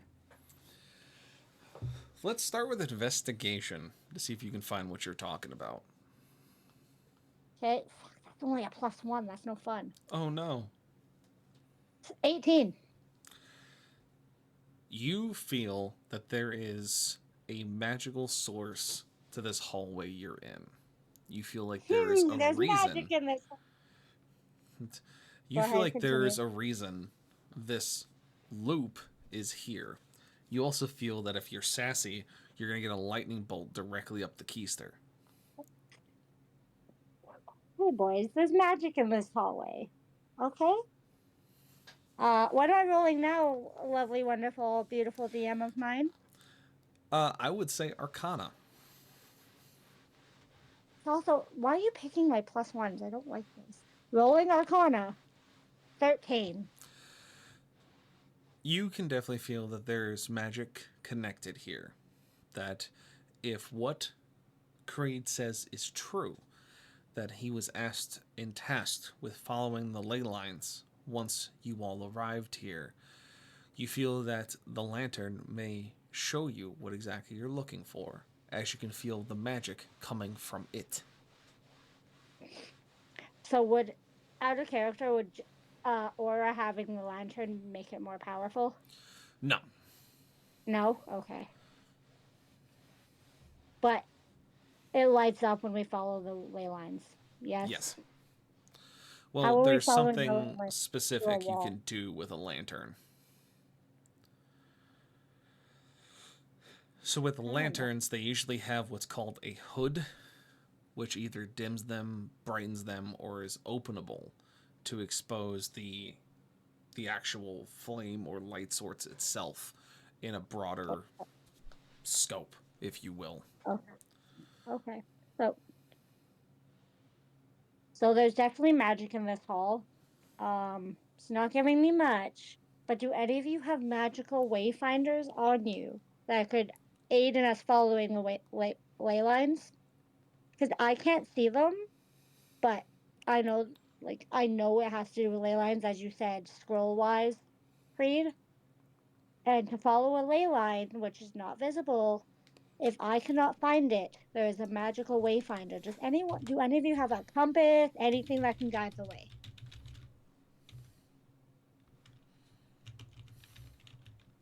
Nothing that comes to mind. Or is going to zero in on the lantern in Creed's hand? Is that a normal lantern, Creed? I don't know how it works. Can you increase or decrease the light source in it? Can I? Yeah. Out of character? It's much like any other brass lantern. You can close it so it dims it, you can open it so it's brighter, or you can open up the entire front piece to give like a really wide light source. I guess I'm gonna do that. As you open the front cover to expose the green flame inside, all of a sudden a crack in the floor begins to glow, and a line starts to trace up the bricks until it encircles one of them specifically. Okros, I feel like you're probably the only one that can reach that brick. Touch it, please. Trust me, please. Just touch the brick.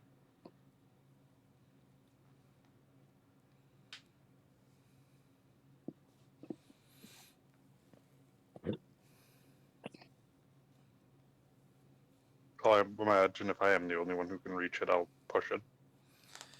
You just put your big ol' paw on it, give it a good push, and the bricks seem to melt and roll away, showing a doorway in front of you. And no sooner does it open, do you hear an exclamation of, "Yeah, I got it!" as you hear, "Pew!" Unmistakably the voice of a tabaxi. Yeah. Guess we found Nameless. You guys go ahead.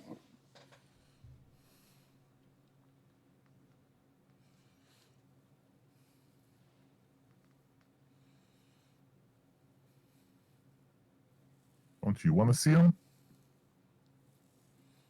No. You guys go ahead. I might follow. I might stay here. Just go ahead.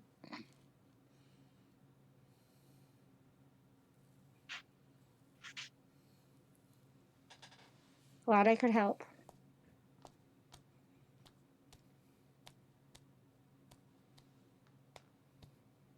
Thank you. I'm going to walk in. Yes.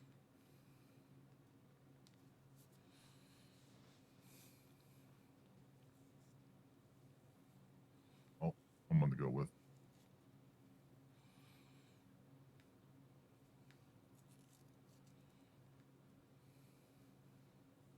Or is Well, going to resume her seated position against the wall just outside the entrance. Maybe a little bit farther down, like 15 feet down.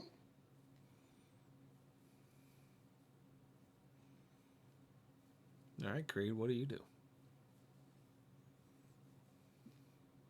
I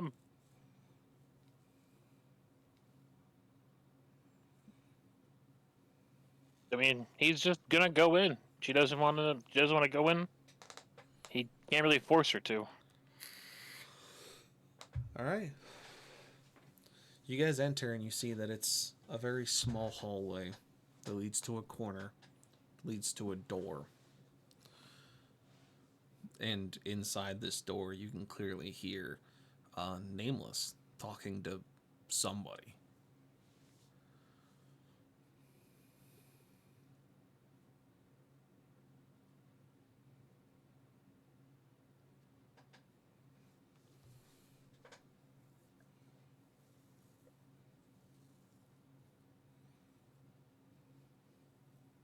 Oh, at least he's not alone. It doesn't sound like he's in trouble, at least for the moment. Don't give him too many ideas.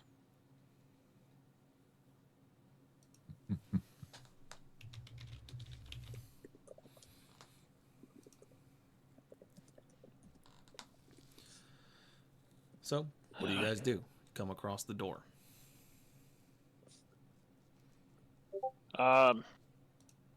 Creed's going in.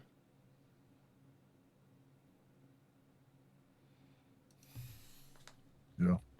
I was going to say I'll open the door. But if Creed's got it. All right. You open the door and you see that you go forward a little bit and turn to left, and there's one more door, but it seems to be crooked on its hinges.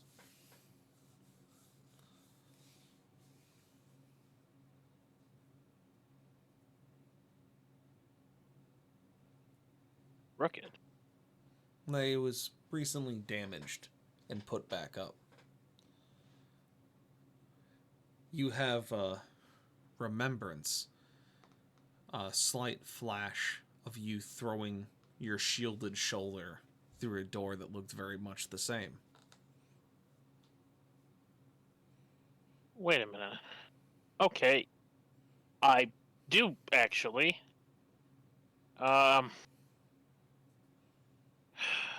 Okay. So that means we're back in the tomb. Or are you? Well, in some interpretation of it.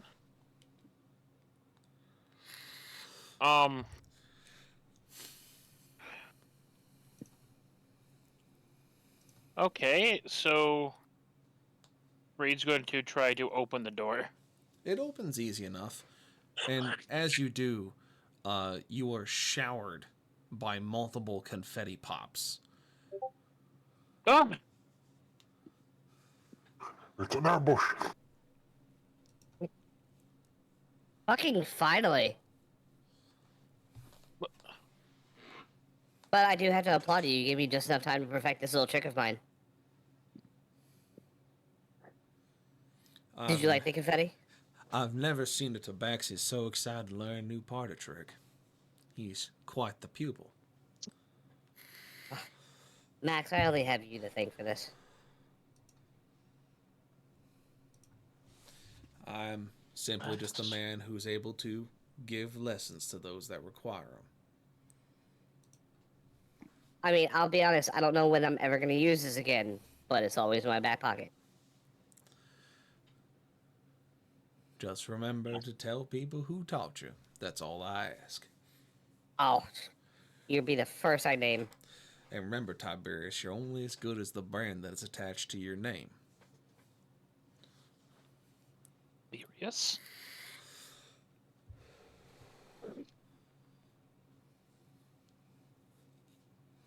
Yeah, Yeah, Ah. Creed. The name that my friend Max gave me. So I figure I'm gonna use it. I figured the young man needed a name. Can't be going around calling himself Nameless the Hero. You have to have a brand. Named him after a friend of mine. A warrior used to carry a large sword. Did a lot of good fighting, he did. Thought it was fitting to fit someone such as this Tabaxi. Seems to have a lot of fire in his belly.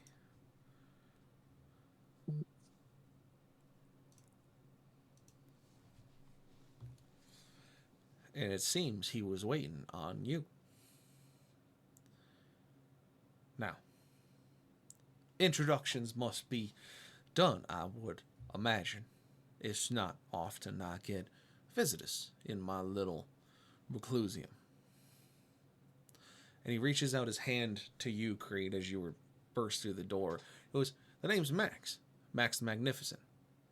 How can I be of service?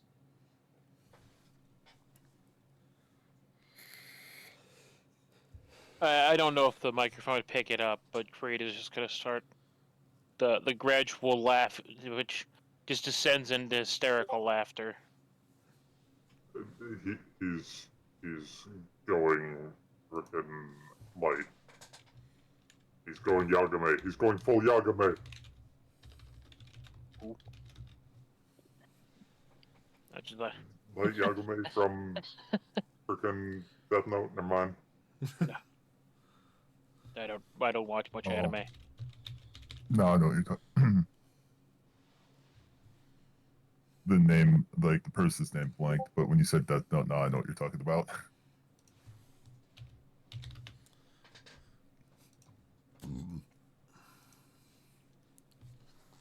Yeah, that's a mighty strange introduction. Is your tiefling friend okay?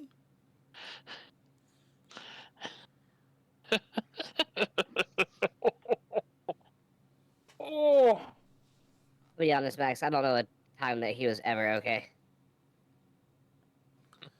my name is Creed. I am.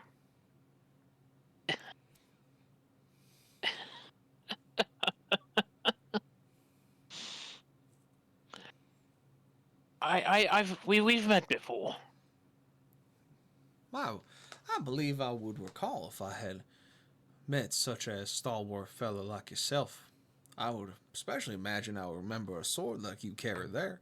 That's a mighty fine piece of hardware you got there, Mr. Creed. I would say so. It reminds me a lot of the sword that my good brother Tiberius used to carry. He called it something funny. He called it something oxymoronic, even in my taste, and I'm the one that wears multicolored pajamas. He called it the crucible of sin, I think is what the term was that he used for it, which never made much sense to me because you cook things at a crucible. You don't cut things with a crucible, but he always was a strange man with words. It's funny. My sword's called the same, and remember, he said if it's a right or left wrist. But Creed shows off a certain symbol that Max would might recognize. That's I guess you could say we're cut from the same cloth. he shows his wrist as well and goes, I would say so. Mighty interesting to see someone with the same familiarity with the situation we have found ourselves in. Which then, I would imagine that you're stuck here too. It's all a matter of perspective. No, a matter of perspective is watching Tiberius walk face first into a pane of glass. That's perspective. What we seem to be having here is a situation which we have all found ourselves tied together. The threads of fate are quite a fickle mistress in that that certain understanding.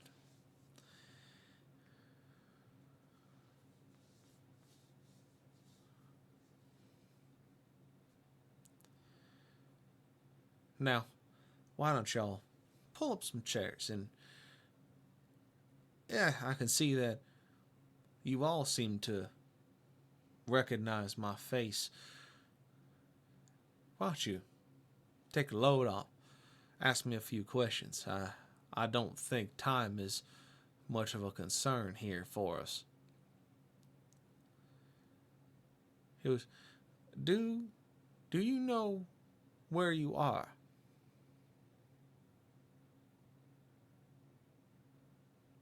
Somewhere magical.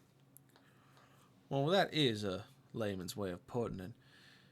It's from what I've found in me walking these hallways for quite the time I have, the number of times that I can remember having done it, is that it's some kind of space in between spaces.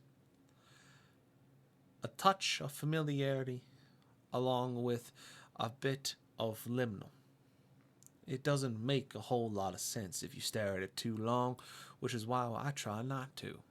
I've picked up knitting and crocheting and keeping my mind sharp. Lord knows when I'll need it. Purgatory. I guess that's a way to put it there, Tiberius, is a purgatory. That could be a good way to look at it. The only thing that changes is that a box will show up at some point. But not before the doors open. All I remember that when the doors open, something terrible happens. The box shows up, something changes. Time continues, and then it ends. And then I find myself back here. Almost like a flash, a vision, if you will. Nothing really seems to stick quite right. It seems slightly different each time. But it seems since we're all stuck here together, you are more than willing to sit here with me.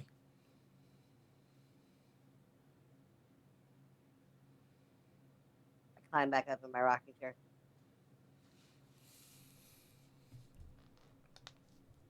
Well, if we're going to... Oh, there we go. Well, if we're going to be here for a while, I suppose I will set up my kitchenette and prepare some food for us. Ah, that'd be mighty fine of you, sir. Please feel free to use the pantry. And he snaps his fingers, and you see a 3-door pull-out pantry appear in the corner of the room. Much obliged.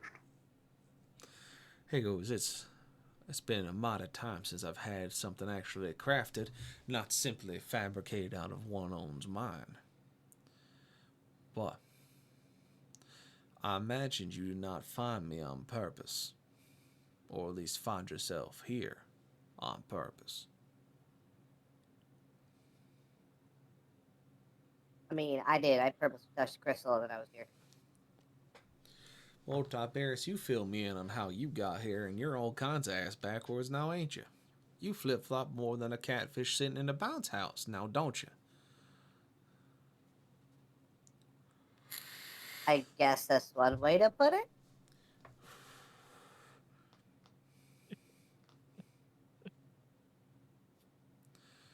Now I can tell that, Mr. Creed, you seem to have a very confused look on your face since you sat down. I'd suppose you could say that. Well, please enlighten me to the situation. Maybe I can bring some understanding to where you find yourself. Well, it's rather simple. The last time I saw you, you were not doing very well. So, I'm rather surprised to see you. Well, that's unfortunately how it usually happens, is something bad happens and I wind up back here. That's all I really remember of the lives that I live, and what goes through is just that I go through the motions. Almost like I've done them before. I don't remember when or what, but I remember how. And so I perform what needs to be done and accept what comes forward and then return. That's all I know. Don't really know much else to it. Ever since I found that damn box, it's been like this.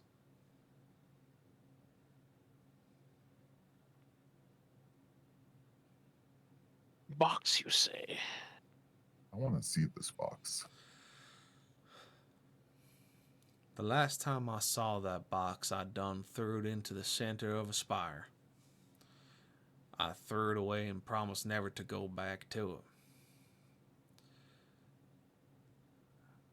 Then I wound up here. All I remember is a bright light, a crack of thunder, the world falling to pieces around me, and then here I was.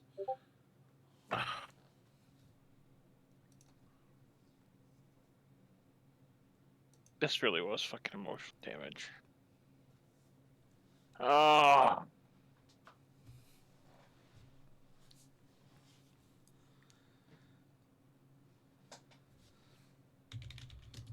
Reed is going to grab a chair and sit right down next to Max.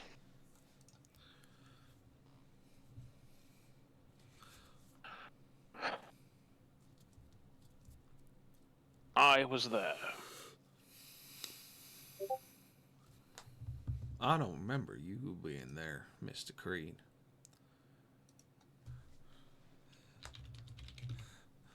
I remember something. That's the one time I remember everything a little bit more clearly. I remember something. Seeing this tower built way up high, touching the clouds, splitting the sky itself in half. I remember finding this box in the basement of some monastery. It said that I could fix something if I brought it to where it needed to go. I never made it. I remember getting close, throwing it. Didn't work. Like I said, bright flash of light, thunder striking down, the tower came crumbling, broke down across the spire of that mountain. And then I woke up here. I thought at first it was a fluke. I thought at first it was a twist of fate, or is that this was simply where I was going to be. I didn't realize that what was actually happening was I was being set up for another chance, another pawn on the board. Something that I was wished to never become, but became one regardless, even against my choices. I don't remember you being there, Mr. Creed. Because I remember that being the first time I actually perished. The first time I was actually afraid.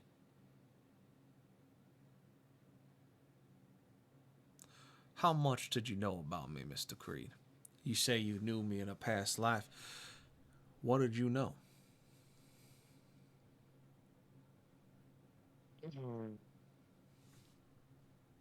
I have an OOC question. Shoot. Has Max literally been repeating this cycle for millennia? Yep. Oh, shit. He is what you would call a linchpin event. He needs to find the box. He needs to stop the gods. He needs to become the undying king because of the box. He then needs to guide the heroes to where the box is. He needs to reveal himself. The box needs to shatter to cause the godfall, to cause the revolution, to cause the heroes to rise up. But in the end, he perishes So he gets reset at the beginning to set up the next stage of dominoes when they begin to fall. Yeah, I didn't realize he was actually the cycle. I thought it was a case of history rhymes, not it repeats.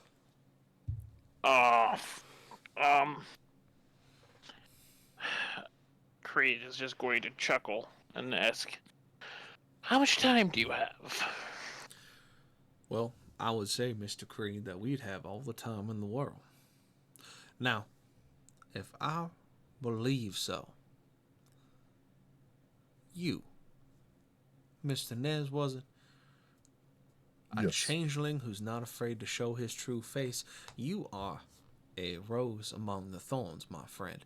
I believe you have some in your pocket meant for the tabaxi here, don't you not? Oh, yes, I do. As I take the package out and toss, say, Nemos, this was, back at town for you. And I, like, toss it to him. Ooh. You got me a present.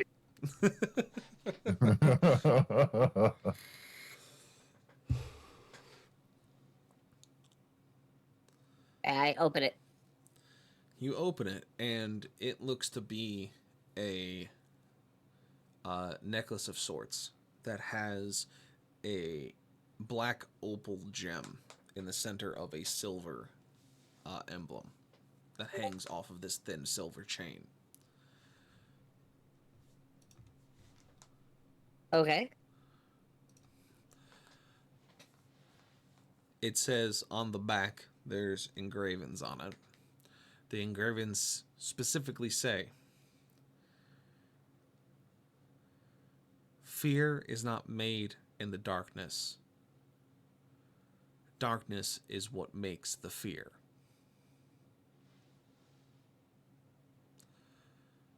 And you have gained an item called the Boon of Shadows,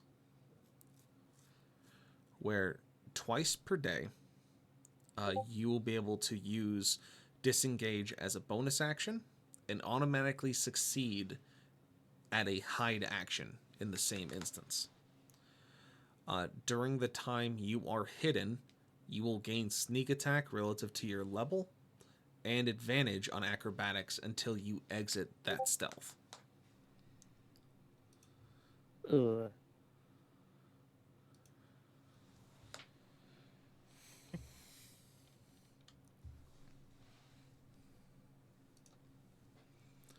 And of course, I will send all of you guys the actual writings of this so that Fucking you hell, guys can Chris. record it down.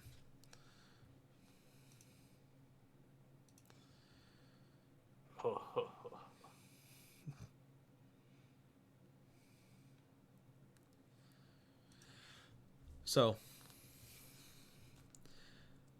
Max looks at you, Creed, and goes, "We have all the time." Now, I do believe there is one person on attendance.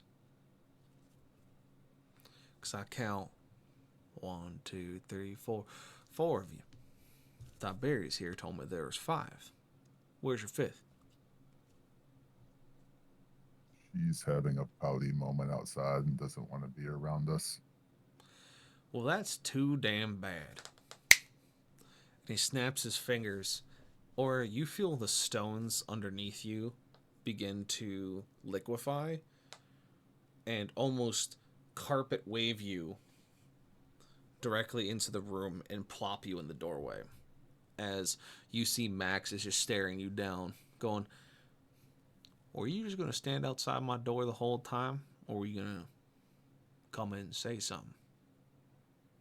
I was doing just fine by myself, sir. They don't need me. They've proven that time and time again that they don't need me. They're just fine. The four amigos. I'm just a little sea elf who drives them nuts. How about, instead of having yourself a pity party, you take a seat real quick and old Max will share you a story about why that's the dumbest thing I've heard since I've been here, and I've been here quite a long time. I'll have a seat, but doesn't mean you ain't gonna tell me nothing. They don't need me, they'll tell you themselves, especially that cat over there. He'll tell you he don't need me, he don't even want me around. For the time that I was sitting with Tiberius, he talked highly about all of you. He may have his differences. Aura's gonna burst out fucking laughing. Aura's gonna burst out fucking laughing. Sorry, I found it. I was trying to find something. I found it. Now, Yeah, Aura's gonna Miss burst Aura, out fucking laughing. laughter is all fine and good, but when I'm talking to you about something serious like this and the fact of the matter of understanding one's strengths and weaknesses and the fact that you are important to your own group, I suggest you kindly shut that tiny mouth of yours and listen close, because it's a matter of luck you found the doorway, understand the ley lines and the magic that courses through you and the very ground you stand upon. But if you do not shut your tiny mouth in the next instant and actually take a moment to listen to the world around you instead of the one inside your own head, I will personally throw you to the shadow realm. Max, with all due respect, as I just met you, and I don't really know you all that well other than the one time, that tabaxi over there does not like me. So there is no way in God's green fucking earth, and I know a lot about the earth and the wild and the wilderness, that he said anything positive about me. So send me to the Shadow Realm if you need. But I know for damn well that cat... Sorry, I can't call him a cat because he gets upset. That tabaxi over there has nothing nice to say about me. And if you ask the other 3 of my party members, they'll say, okay, yeah, she helps sometimes, she talks to bears and all that, but they probably ain't got nothing nice to say about her either. Okay, why did your voice turn southern? I don't know. I'm fighting it so hard. That is all well and good. As that you see situation you find yourself in. But I'm going to tell you a story anyways. I will sit in this doorway in a chair and you can tell me from here because I'm not coming in there. I do not feel part of this team. You will sit in this room. I am in the room. I am in the doorway. With all due respect, sir, I would like to remain right here. Hi, Lo. Low. I love Ooh, you. that's high. Ooh, we really do get story time. Oh, she's listening to story time. She's just sitting in the doorway because she doesn't feel part of the team. She helped because they needed in. And it got them what they wanted and away from her. Let me Right tell now, you about she's... something. Specifically, why we're here. I don't remember much. I remember a few things about my multiple adventures I've gone through. Let me tell you about the most recent one. One that will really put you in an understanding of the situation you find yourself in. Because the way you feel was how the leader of your group felt before. And if you took a step back and understood the situation you found yourself, that you're not useless. And that if you actually spoke to the team members and understood them, instead of taking everything at face value, it'd be a little easier. But let me tell you this anyways. Decades ago, at this point, I remember faintly about coming across 4 travelers that had wound up in my town. Place that I'd gone to drink and waste myself in the sense that I had given up. You see, in between these cycles, a bit of depression kicks in since you know where your tapestry goes. Makes a living life to the fullest a bit difficult. Now, the big thing about these 4 individuals that plopped down into my town of St. Joanna, which I imagine the four of you minus the red one would understand that St. Joanna hasn't existed in the past 15 years. That's because it perished during the God fall. I was there. I saw it with my own 2 eyes. Now, this is before that all happened. These 4 folks landed real deep in my town and seemed a bit panicked. You see, these 4 folks were human. Now I can see the surprise on your faces that you've never seen one of them before. Well, you're looking at one. As he pulls his hair back, you see his ears are rounded. They're not pointy. He goes, I am one of the last. Now you'll be asking yourself, where they all went. That's a story for another time. Maybe something that you'll actually listen to. But for now, these 4 folks landed in my town and they were human. Humans are outlawed, feared, believed to be devils walking around in skin. So I hid them.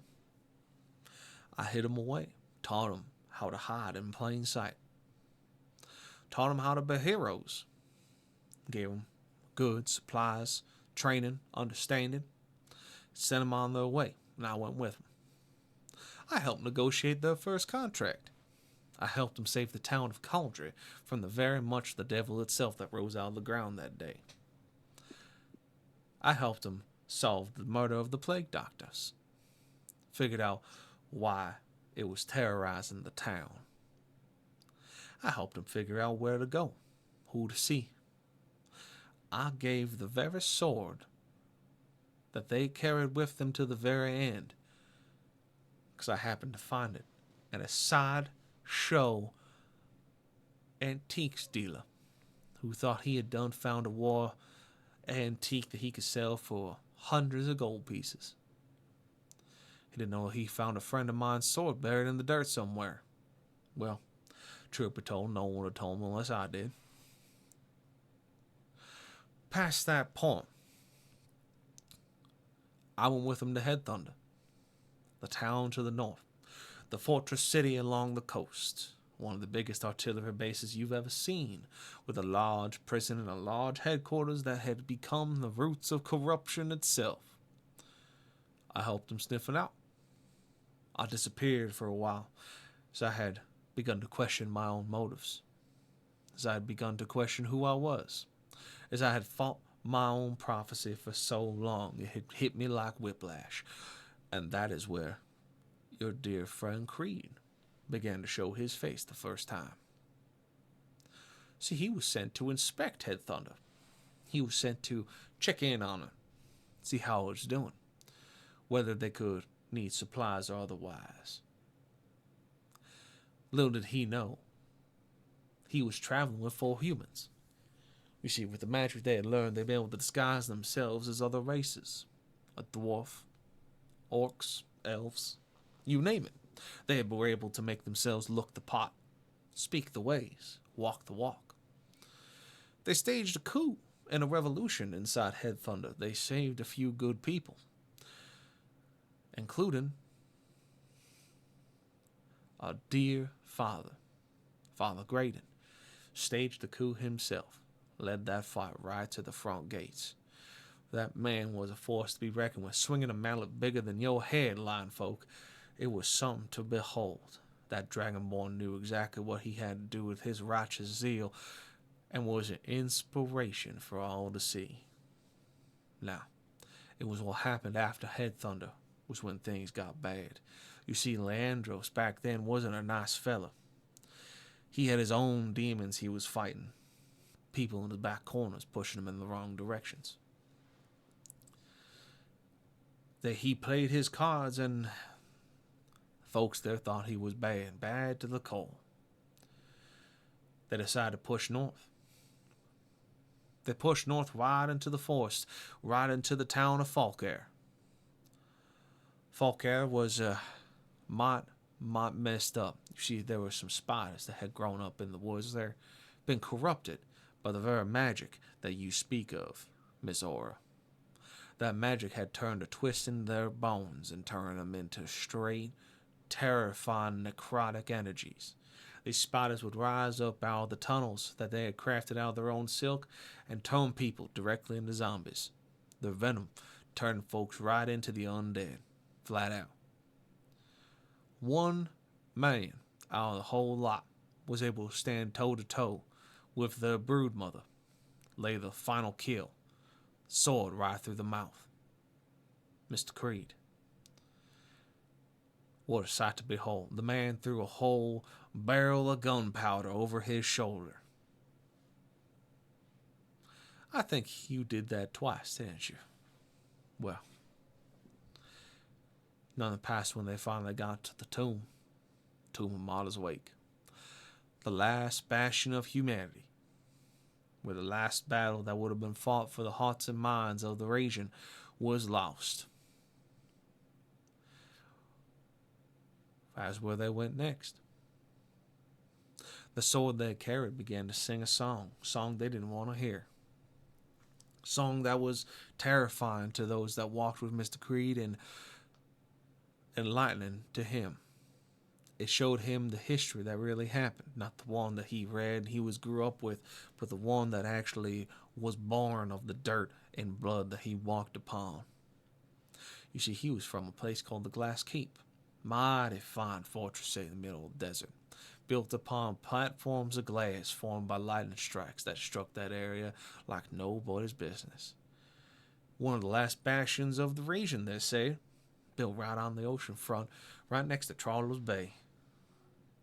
Hell, beautiful piece. Shame crime took a whacking to it, but what do you do? Now, when they got the Martyr's Wake, they had a few bit of revelations to deal with. They found a gym rat of a four-armed ogre in one corner, a mystical set of armor in another, a couple of gel cubes that chased them down the ways. It was mighty fine fighting all the way to the end, where they came across this very room. The same glass pane. That door that's knocked off its hinges a smidge. 'Cause of Mr. Creed.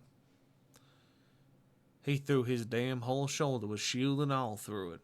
Put his whole weight. Broke it right off the damn hinges.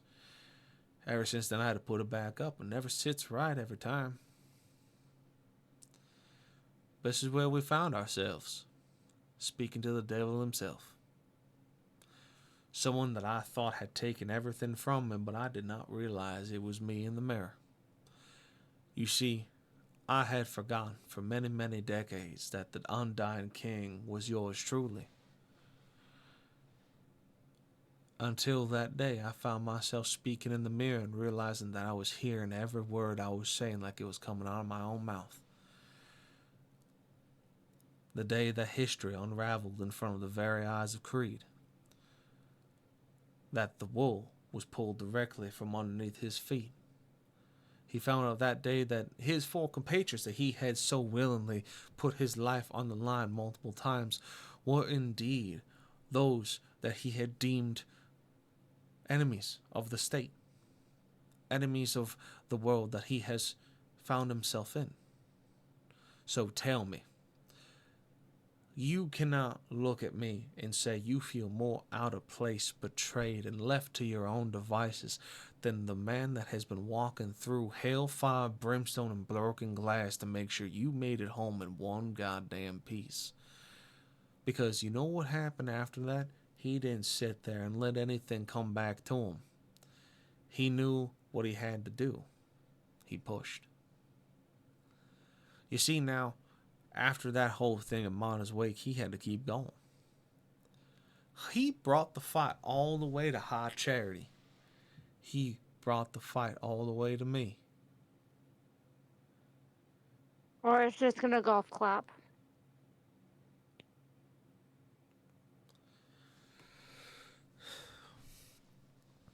I see that you So you, are an so you say interesting individual.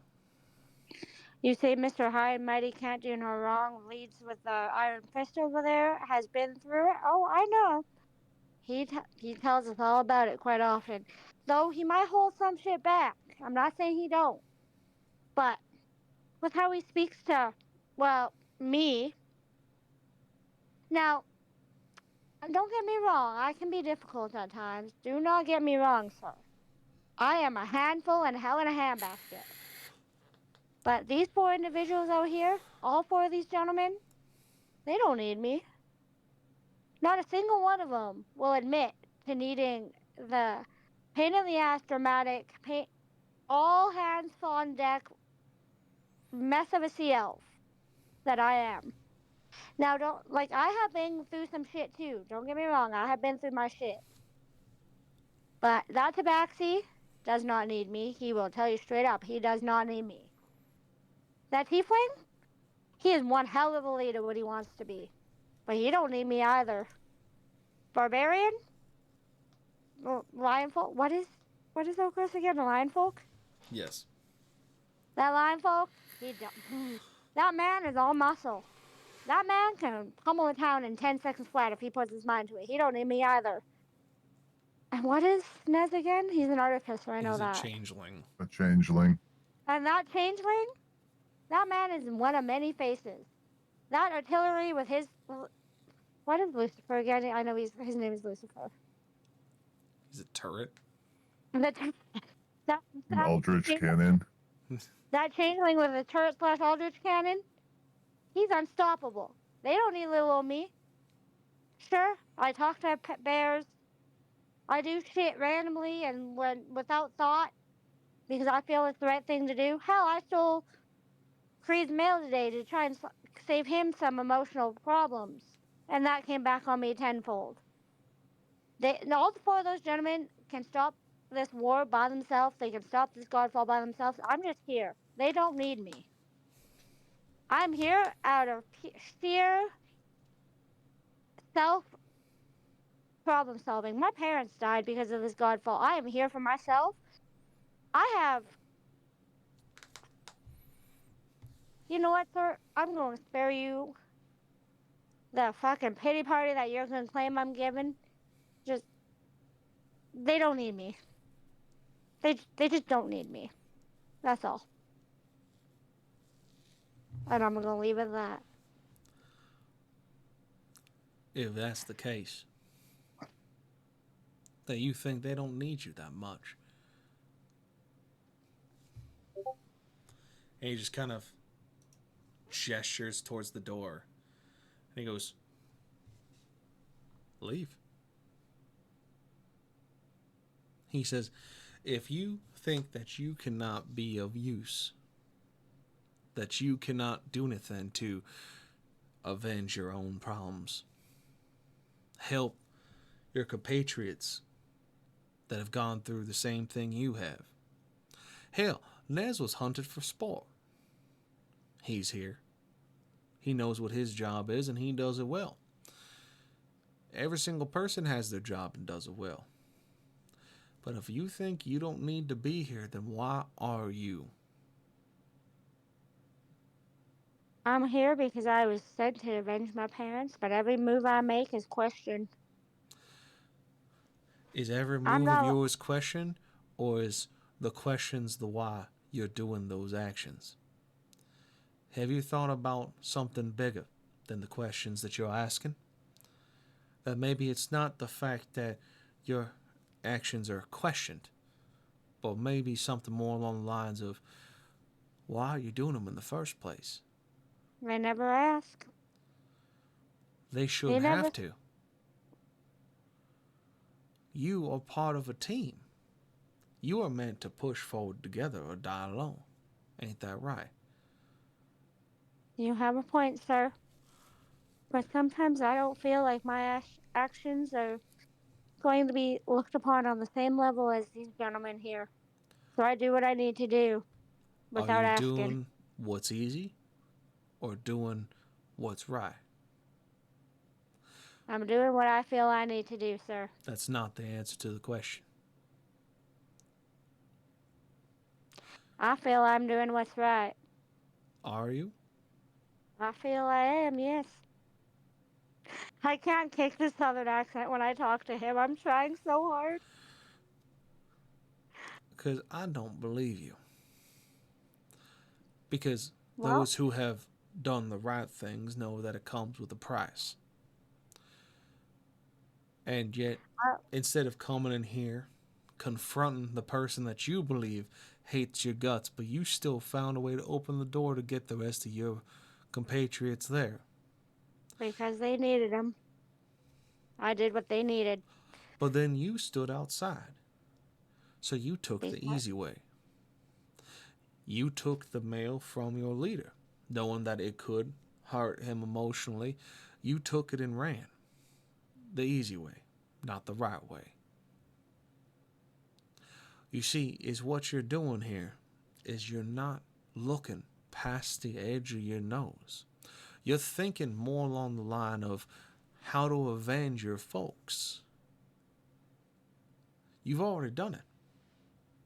You're alive.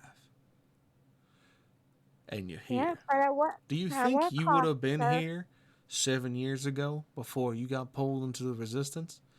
Do you think you'd have been setting foot in a pocket dimension talking to a wizard that is older than your entire family lineage? But at what cost, sir? What cost? What cost? My team doesn't respect me. They don't trust me. They proved that not even a couple hours ago when I told them a direction. Did I lie to them? Did I point a random direction to see if they'd go to test their trust of me? Sure did. But they picked me up because they couldn't go without me. Because even Do though you they'll think probably that's a sign of mistrust or a sign of them actually not wanting to leave you behind? could go either way, sir. But That's not the answer.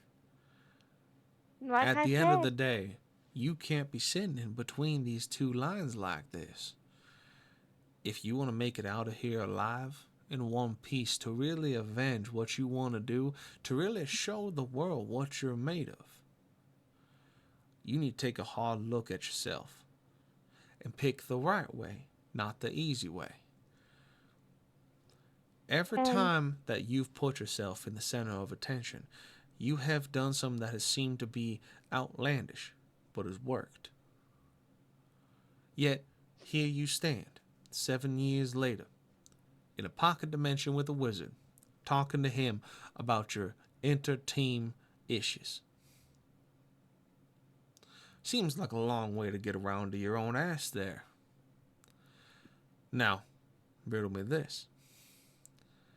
You ask yourself all these questions about how they don't respect you and how they don't trust you. Respect and trust are both earned on the battlefield. That's something that is well known amongst the soldiers and those that come back home from war. You don't simply walk into a place and have the respect of those around you. You have to put yourself in the shoes and make either the right or the wrong calls, own up to it, and continue forward. You fall back on your laurels like you have been, acting out. That's when things go south. That goes for all of them. Everybody here has been guilty of some outburst or another, because that is called to err is human. We ain't human though, sir. It's an old saying from an older time than you, Elf. But point standing. I have put this team ahead of my own life many times.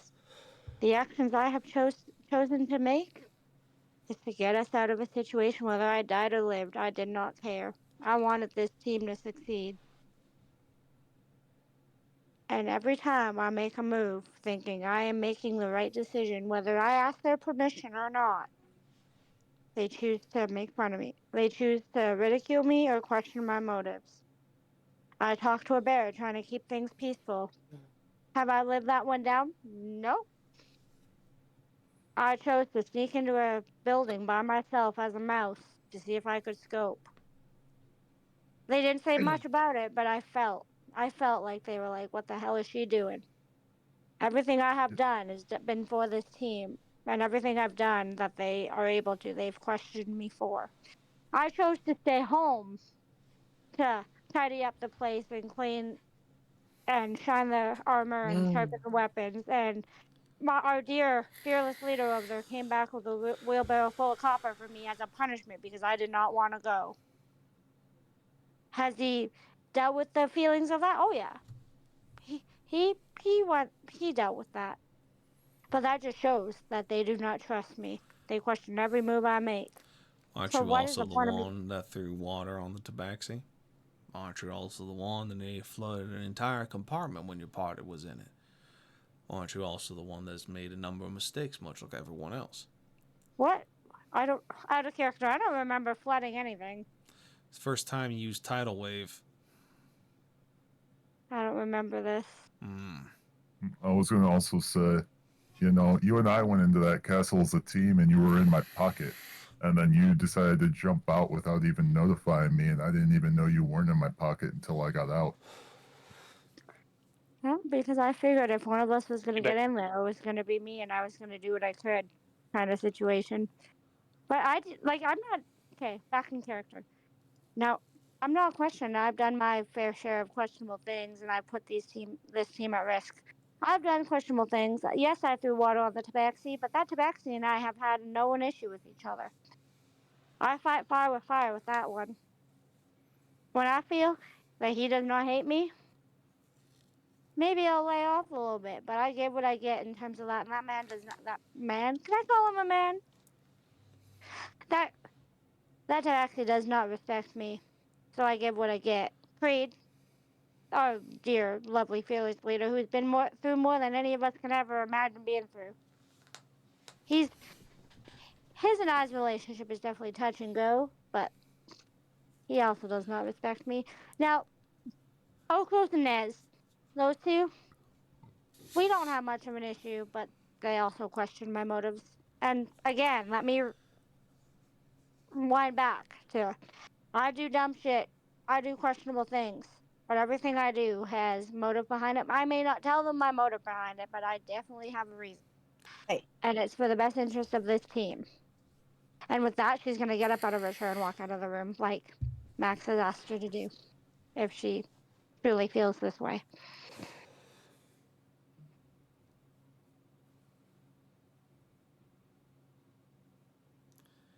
Well, it seems y'all have found yourself in the same position that I did, and you all have in your lives at some point or another. I can't sit here and tell you how to be, to exist. What I can do is try to tell you the rights and wrongs of what's going on and how to fix it. How you deal with it is up to you. Now,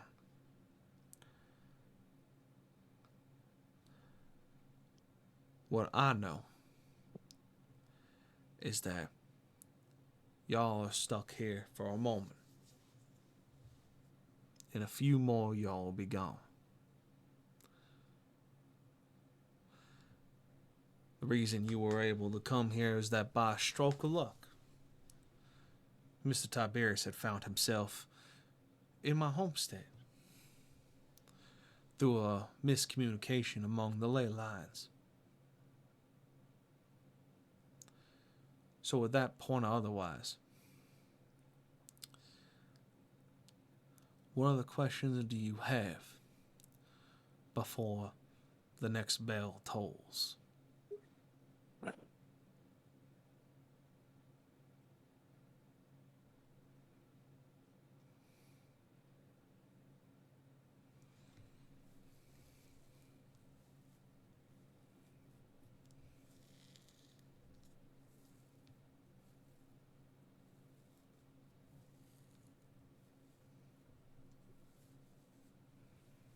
It's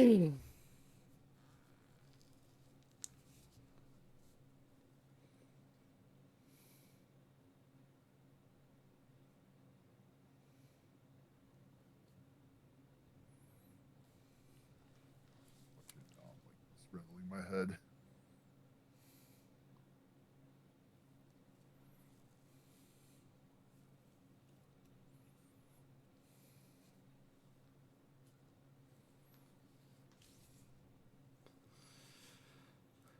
For a man with a lot of questions, Mr. Creed, you've been awful quiet.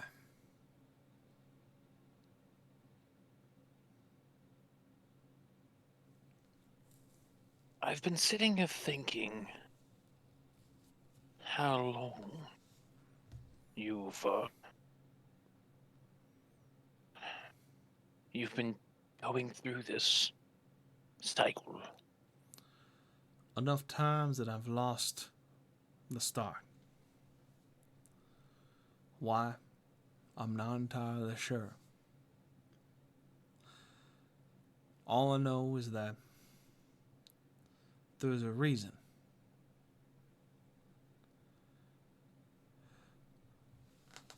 All I know is that there's a point to this whole thing. Whether it was by chance or otherwise is not to my decision. A lot of things happened within a short amount of time before I found myself in this place. To be honest, I've met 1,000 creeds. I've always met heroes of your caliber and otherwise among the multiple times I've been here. Always the same story. Coming from something low, going to something big. 0 to hero. Ain't that right? It's real hard doing that when you're the last of your species.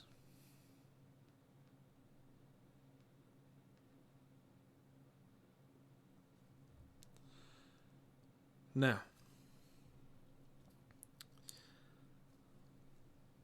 what else?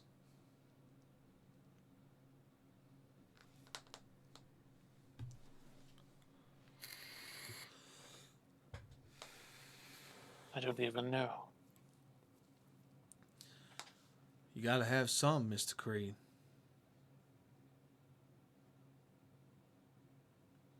Is it possible for someone to take your place? Take my place? No. I wouldn't wish that At upon this, anybody. at this point, Aura's gonna return and sit back in her chair in the doorway. I don't think anyone could take my place in this situation here, Mr. Creed. And besides, it wouldn't do you much good if you did.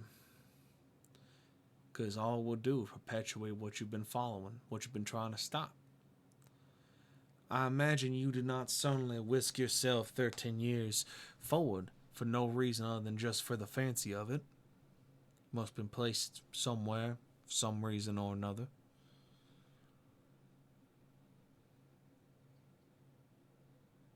Now, I think you're asking the wrong questions. Not, can you replace, can you break it?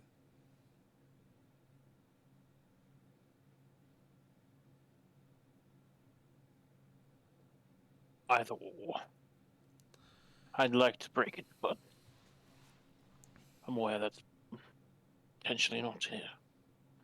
Not something I can do. But I'm sure by now you would just like it to end for you. I'm indifferent to my times here. I get to see the flashes of my friends as they pass by. I get to walk the lands of the brink, see new faces pop up every which way they go. It seems that every time it repeats, it's a little different. A couple people here and there, sometimes the whole city's different. You know, sometimes it's a little odd here and there. Sometimes cities turn a different direction. But I'm not entirely in that position of wanting to be missed or wanting to finally pass. What I would like to do is live my life off the tapestry that I have been stuck into. Now, what I can tell you is this. You did not wind up in front of me for no reason or another. For all intents and purposes, you thought I was dead. And I'm here telling you now that I surely ain't dead, but I'm waiting for the next shoe to drop. Would you like to know what the end pin is?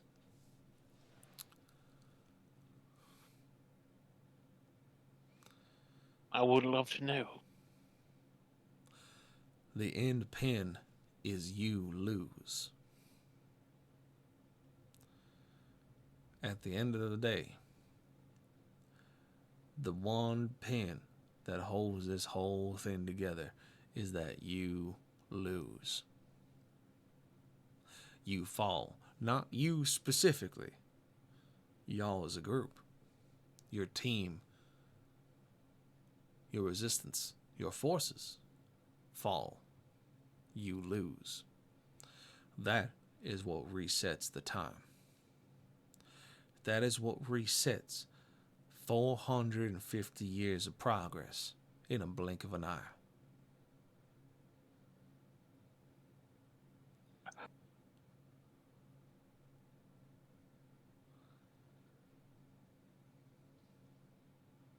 Aura's gonna whisper under her breath, so we can't lose, is what you're saying, like thinking she's not audible. You're right. You now have no reason to lose. Because here is not something along the lines of if you lose, you simply pass away. That would be the humane thing. But no, if you lose here, everything that you've held close, gone in an instant. The only thing that returns is me. The 4 horsemen wrapped up in one old man's skin, walking across these lands with a box under his arms, waiting for the right day to come across his doorstep, to start the whole damn thing again. This time feels a little different, though. Someone's been pulling at strings. Someone's been stacking the deck here and there. Someone that's not supposed to be. So I suppose you could say that the right man, the right place, or the wrong place at the right time can make all the difference. I believe that is what the correct idea is. Now, I believe that's all the time for questions that we have. Now I'll need all of y'all to look at me deeply. Close your eyes and breathe deep. And smell the ashes.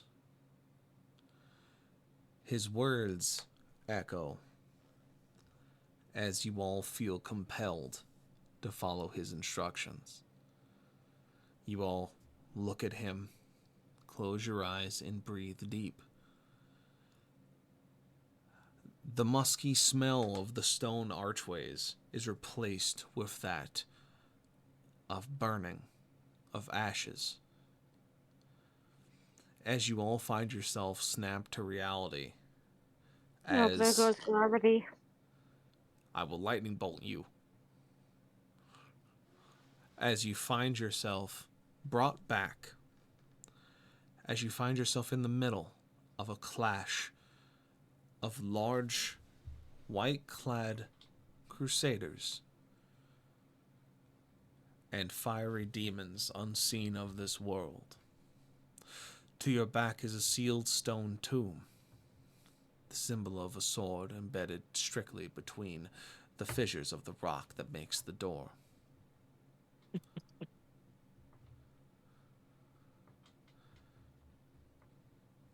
And as almost if time starts to speed up, you see the fight begin to go faster, faster, and faster. No one seems to know if you were there. The battle ends. The last crusader lives and walks away, the largest of them carrying with him a large sword, dropping his helmet and walking south into the distance. Time continues to pass, faster and faster. The blood turns to dust. The dust turns to soil. The soil brings fresh earth, fresh trees, fresh grass. The bodies of the crusaders decompose, stripped of meat and nutrients by the wildlife around it, as it just continues to speed up as you're watching days, weeks, months, years pass by in seconds. You see in the distance a town built from the ground up. Large wooden walls and wooden terraces turned into that of a farmland built off of a swamp. You see the area around the tomb becomes desecrated, barren, iced, as the seasons turn and turn and turn. Until you start to see explosions in the distance, smoke, fire. The fires are extinguished. You see people cheering. And then you see a black metal carriage ride towards you. See 5 people get out. You see them walk in, walk out. You see a large chrome vehicle spring to life from within the dirt mounds of the tomb. You see the 5 people have a fight outside of that vehicle. You see them scuffle, you see them yell, you see them scream. Eventually, they return, and they sit, and they drive off. The time continues to go forward, faster and faster and faster. You see other towns built, things renovated, fixed. You see the stone colossi come out of the horizon to your east.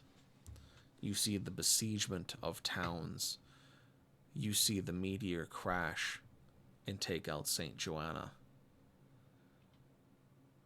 You see the Crucible, a fortress the size of an entire city, take down a single swipe of a hand of one of these colossuses. You see their armies spill from their mouths and descend upon the lands. Then you see the color of blue and gold, led by a silver vehicle, landing in large landing vehicles on the shore and come marching across. You see a siege. Arrows fly in both directions, rifles fired, spurts of plasma and light scream across the horizon. You see a large man with horns in a blue and gold cloak put the killing blow to a god. You begin to see time pass even faster as it starts to warp, tunnel vision overtaking you, until the 5 of you find yourself sitting in your townhouse, sitting in your wooden chairs around your wooden table, your gifts from Bill freshly unwrapped, the items you carried that you received sitting in front of you, not on your person, still sitting on the tables if you just opened them yourself that morning. There's a knock on the door. It was all a dream us? There's a knock on the door.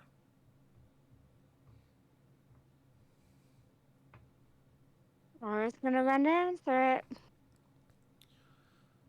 You open it, Housekeeping. and there's a small, child-sized person at the door holding a scroll. Hello, how can I help you? Parchment from Mr. Creed. I will ensure he receives it. Thank you, sir.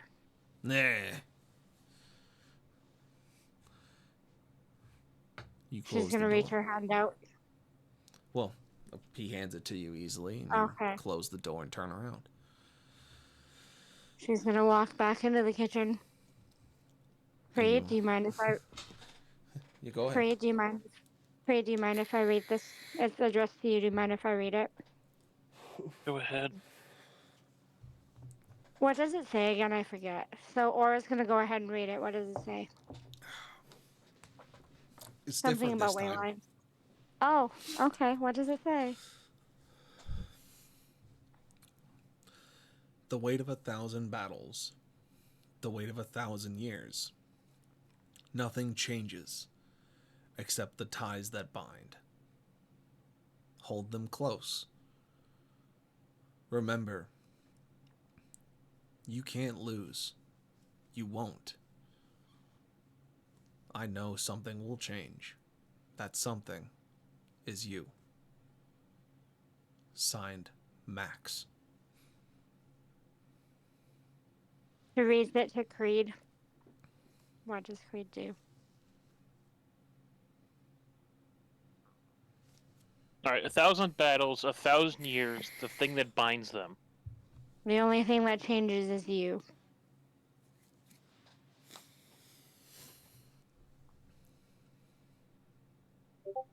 You can't afford to lose. Something has to change, Max.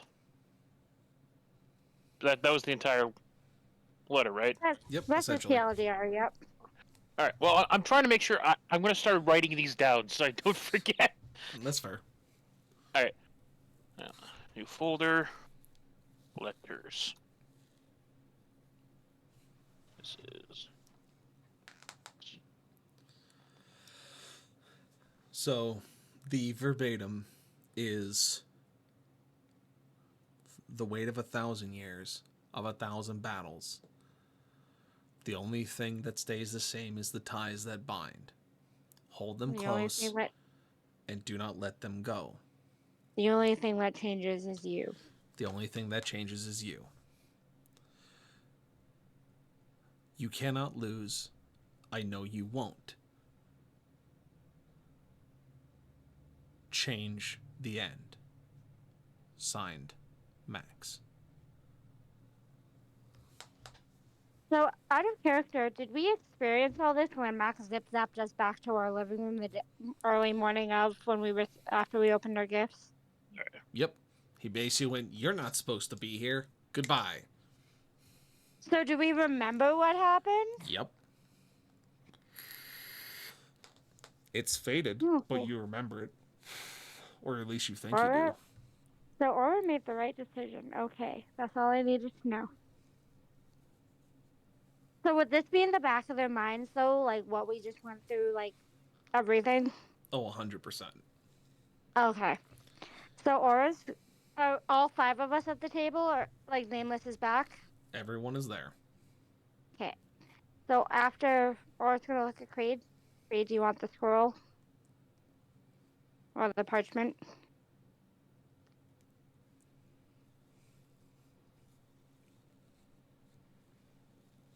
If you wouldn't mind. She's gonna hand it over to him. He's going to very carefully fold it, and he's going to remove the journal from his pouch, insert the letter between its pages, and then put the book away. And after he takes the parchment and she waits for him to do that, she's gonna look at him.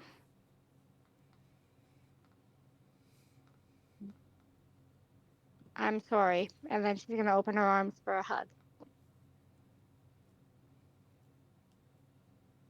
Creed would give it to her, and then excuse himself. He's going to go lay down.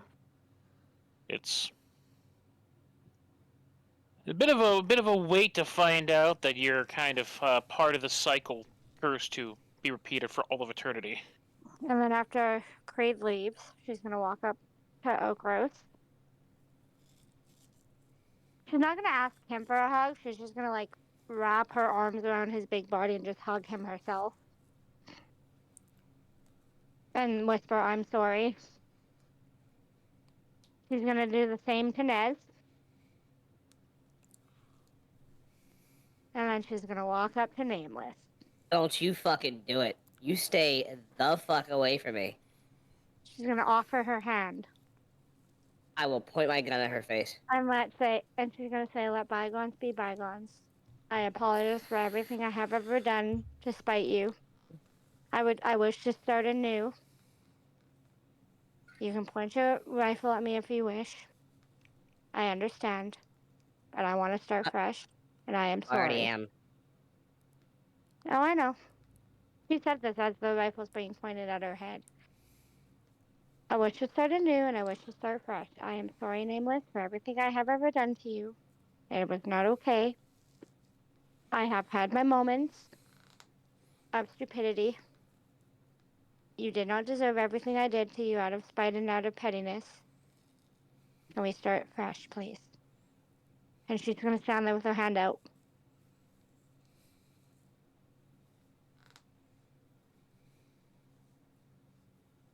I push her hand away with the barrel of my rifle and say, I'll think about it. I accept that. I understand. And she's gonna turn and walk up and go up to her room.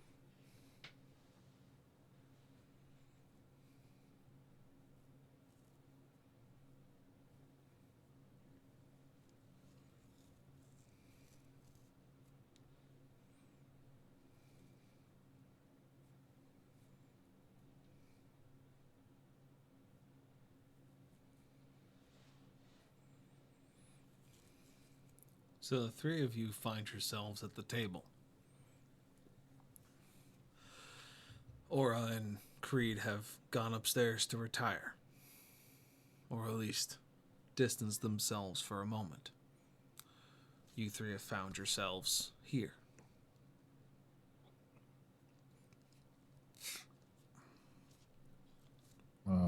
Quick question. Yes. I got to make what, 2 rounds of the basic alligator Yes. rifle on the way back? Yes, you I was did. gonna say, nameless, while we're on our way back, I'm gonna pull them out of the bag. Look what I made you. There's a reason you're my favorite, Nez.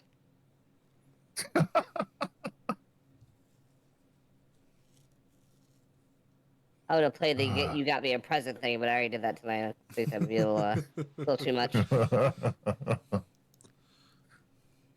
I was gonna say, you're the one that best suits everything that I focus on. It is artillery I like, and you do like to shoot things. Don't lie. You like to launch me with fucking Lucifer too. Like this isn't a one-way thing. I think Lucifer enjoys that more than me. I mean, he might. The three of you share chuckles and tales across the table as you decide on what you're going to be doing for the rest of the day. As the weight of what has occurred sits on your conscious, the memories fresh, as you realize that what you're a part of has gained significantly more weight than you thought it was before. Before, you saw yourselves as local heroes. People doing what's right, just to do what's right. It turns out that now the weight of everything you are and have been sits upon your shoulders. And it's something that will hit each of you eventually at different speeds for different reasons.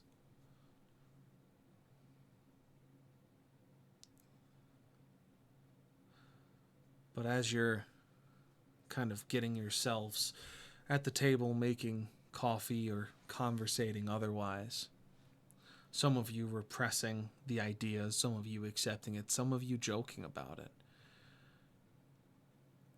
we find our view of New Haven shrinking as we pull further and further back. The camera keeps going until we find ourselves in a very tall room, miles away from where you are. Looking down, it looks to be surrounded by ruined buildings and ocean. The sunlight coming directly into it as it stands hundreds of feet above the ocean surface. A large Olympian-clad person stands at the window, staring off to the east. You could swear he was staring directly at the town of New Haven.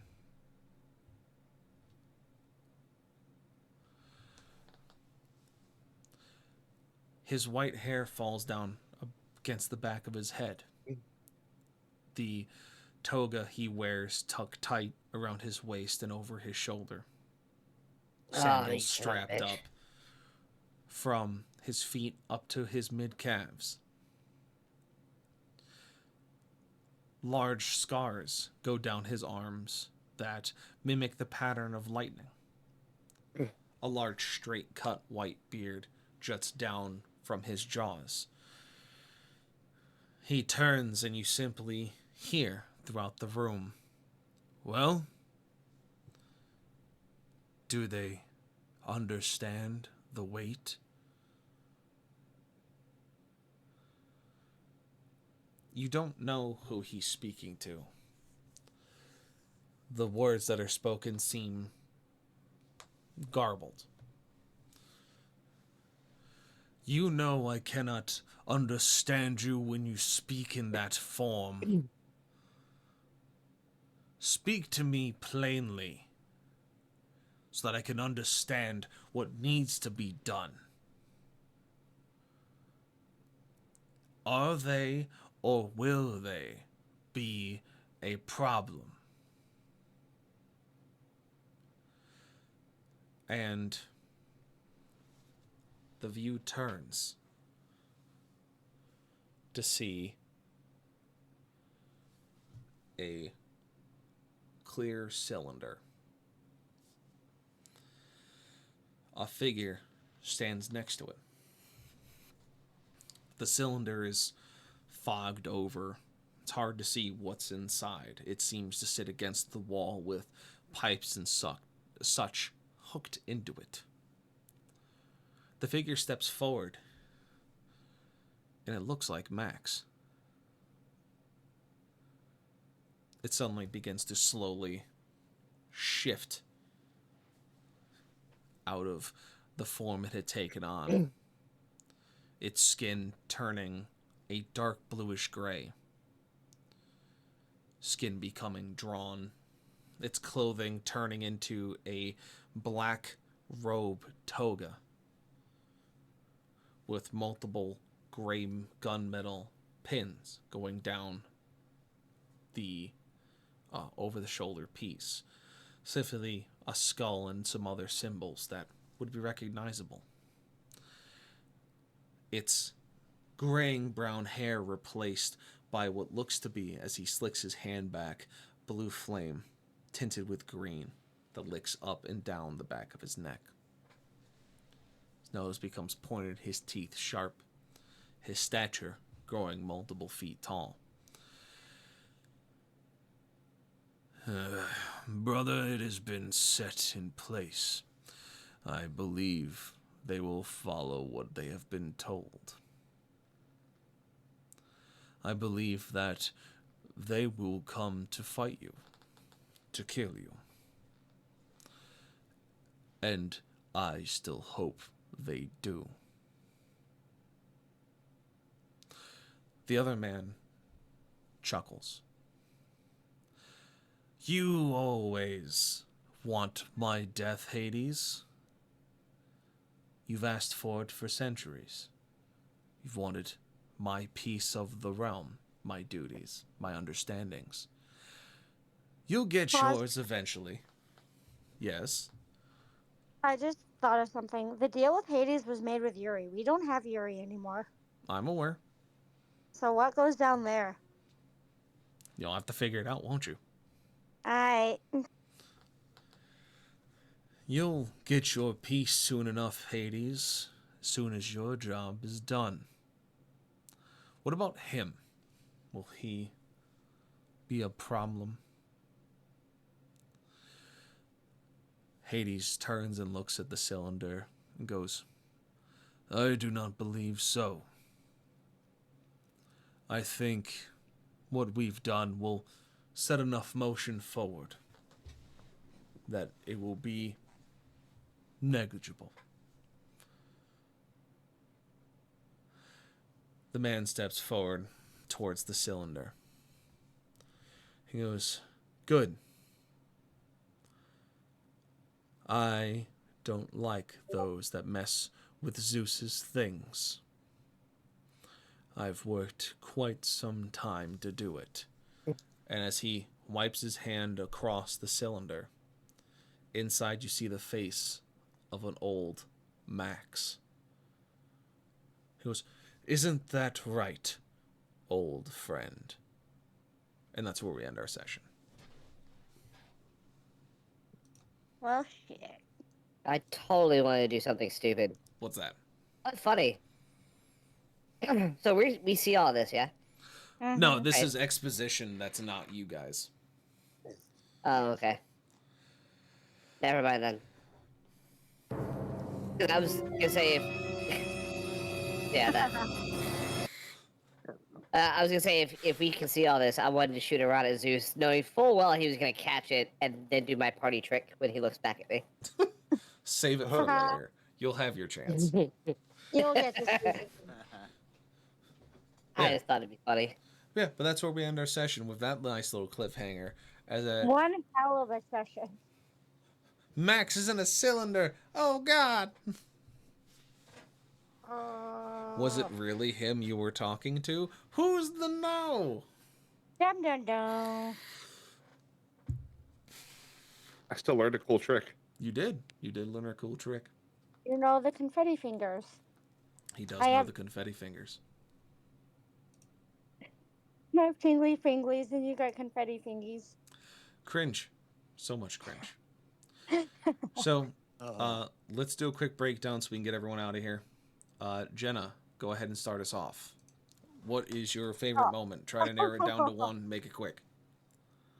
I honestly think my favorite moment was at the end when I realized everything that had happened, because in the back of my mind, right? And I tried to do it right the second time after what Max had said. That's my favorite moment. Very good. Mr. Creed, favorite moment?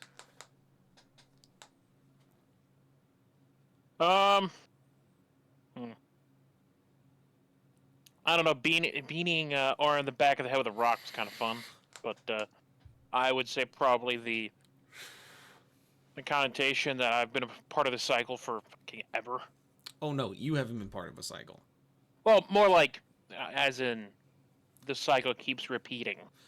The cycle keeps repeating for Max because everyone's a part of it. I mean, I guess if you want to look at it that way, you're all part of the cycle that's repeated. You just don't know it. That's mostly what it comes down to. Yeah. Okay. Like from that perspective, that's some heavy knowledge right there. So that's probably my favorite part. All right. Mr. Nez. Nothing here to see, folks. Just go away. Go about your business. Nothing going on. Aura's meltdown. Yeah. Go about your business. Nothing happening. Nothing going on. She had enough of y'all shit, and then Max gave her a fucking reality check, okay? Or was it really Max who did it? Who's to say? Mr. Okros. Probably when it was like, oh, hey, these bracers are they're just bracers. I was like, all right, whatever. And I put them on, and suddenly I was bonking my head on the ceiling. And, Boom! Ah. oh, shit. Yes. Well, Get cool new abilities, do cool new things. Can I quickly add something? Sure.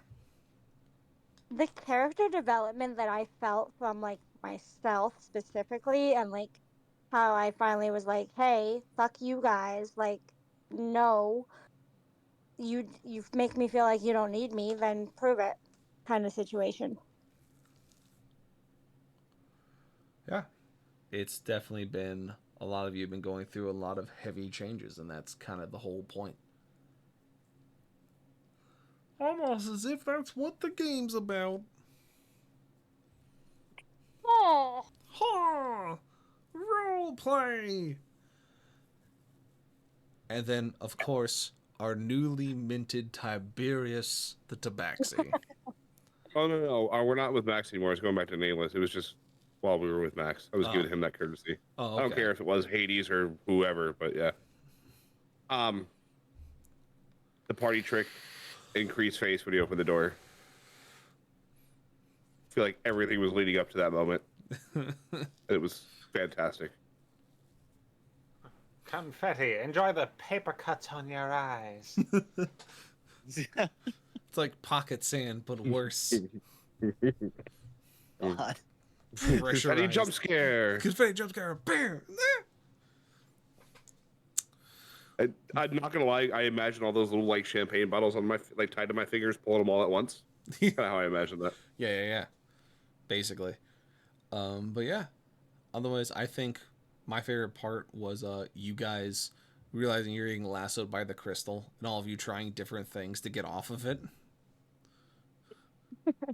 Creed was like, fuck! Or was trying to cut it. Nez was like grabbing Lucifer, like, no! Ogre's like trying to break it, like, get the fuck off me! And then you just all get zooped into it. The fact I started crying twice was like, oh shit, is this the rum or am I actually this emotionally invested in this? That I'm like, you guys made me feel like shit, now you're on your own. And how petty I got when I realized they needed magic. Oh man, it's almost as if it's hard to tell where the character ends and the person begins. It's the first lesson of roleplay is don't let yourself become the character becomes you. Silly person. I was like, I don't know if I was mad or if Aura was mad, but I had enough. I was like, fuck all of you at this point. Like, the beginning when I was being extra and petty and like ridiculous, I was testing them. Oh, you and were they testing them? Did you ever think that maybe people get tired of being tested all the fucking time? I don't always test Joe. Like I said, most of the decisions I make is because, well, Aura makes, is because she thinks she's doing right by the team. Yeah, gave you guys a lot to think about for your characters and whatnot over the course of the next couple weeks. Remember, next week we're going to try and get a fucking Siege of Etheria session going. Because we... Isn't it just like 3 of them remaining? Isn't it just the 3 gentlemen in here, Yes. aside from It's Blackburn remaining? Yes. Yeah. It's just been like every week we've just been like, schedules are fucking weird, and we just kind of like did something else. But we have to get to the point of finishing that story so that we can go about our days. Are y'all almost at finale with that one? We're kind of close. They're in the final arc. It's just they have to get to the big bad. Yeah, no. I thoroughly enjoyed tonight. Tonight was a good one. Maybe I should drink more often. No. Absolutely the fuck not. No. It's what I've always told people. You'll soon find out what a solo session is like after that. It's Agreed. what I've told people is that you can drink mildly during D&D, but the issue is that unless you have good character separation, your drunk self starts to bleed into your character, and it makes a lot of problems. That was 2 of my players in my game I ran a year and some change ago, where The thing is, like, I'm not even that inebriated. that thing is, it's what I'm telling you is that you have to be careful with how you deal with things. If you're finding that you're drinking in the games and they're getting really dramatic when you're doing it, probably means you should back off of doing it. Because I don't think it was that dramatic. I just think Aura finally stood her ground because. Oh my This god! is like if the you third keep talking, I'm gonna start talking, and you don't want that, so just quit while you're ahead. It's just a bad time. So let's just make sure that going forward, you guys can have your drinks, but just remember you're here to play your characters. If you go off rail on your character, you will be lightning bolted, because we're trying to keep everyone in. You're trying to play the character. Don't go backwards, only go forwards. I get that, but I think everything that happened tonight, Aura would have done. Because, like, from the get-go, well, not the get-go, but, like, the last few things, like, she's never felt they trusted her, and she just kind of finally snapped. The issue is that there have been 3 sessions with that same dialogue. Oh, thank God fair. somebody said That it. is fair. That is fair. I was but not- sitting here biting my tongue. I was It's like, if this was the first time, would have been fine. This is the third time. This is Uh, the third in my brain, session it's where the we've second. had this kind of dialogue with both Aura and the party, and it's like we got to make sure we're having that separation. Yeah. It's like it's Just from what like I've experienced in the session since, like you're not wrong. It's like the second or third, as you say, but like nothing's really changed. They still Right. question everything she's done. because of the fact that even though you are having these sessions, is that Aura is not having these sessions, if that makes sense. Is that Okay. you, Jenna, are playing through the character, but the character is not gaining anything from it.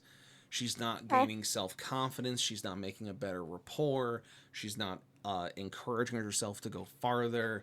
You know, it's not like she's now asking, what spell should I prepare? Like, she's not forcing her, not forcing, but like growing into her slot in her job.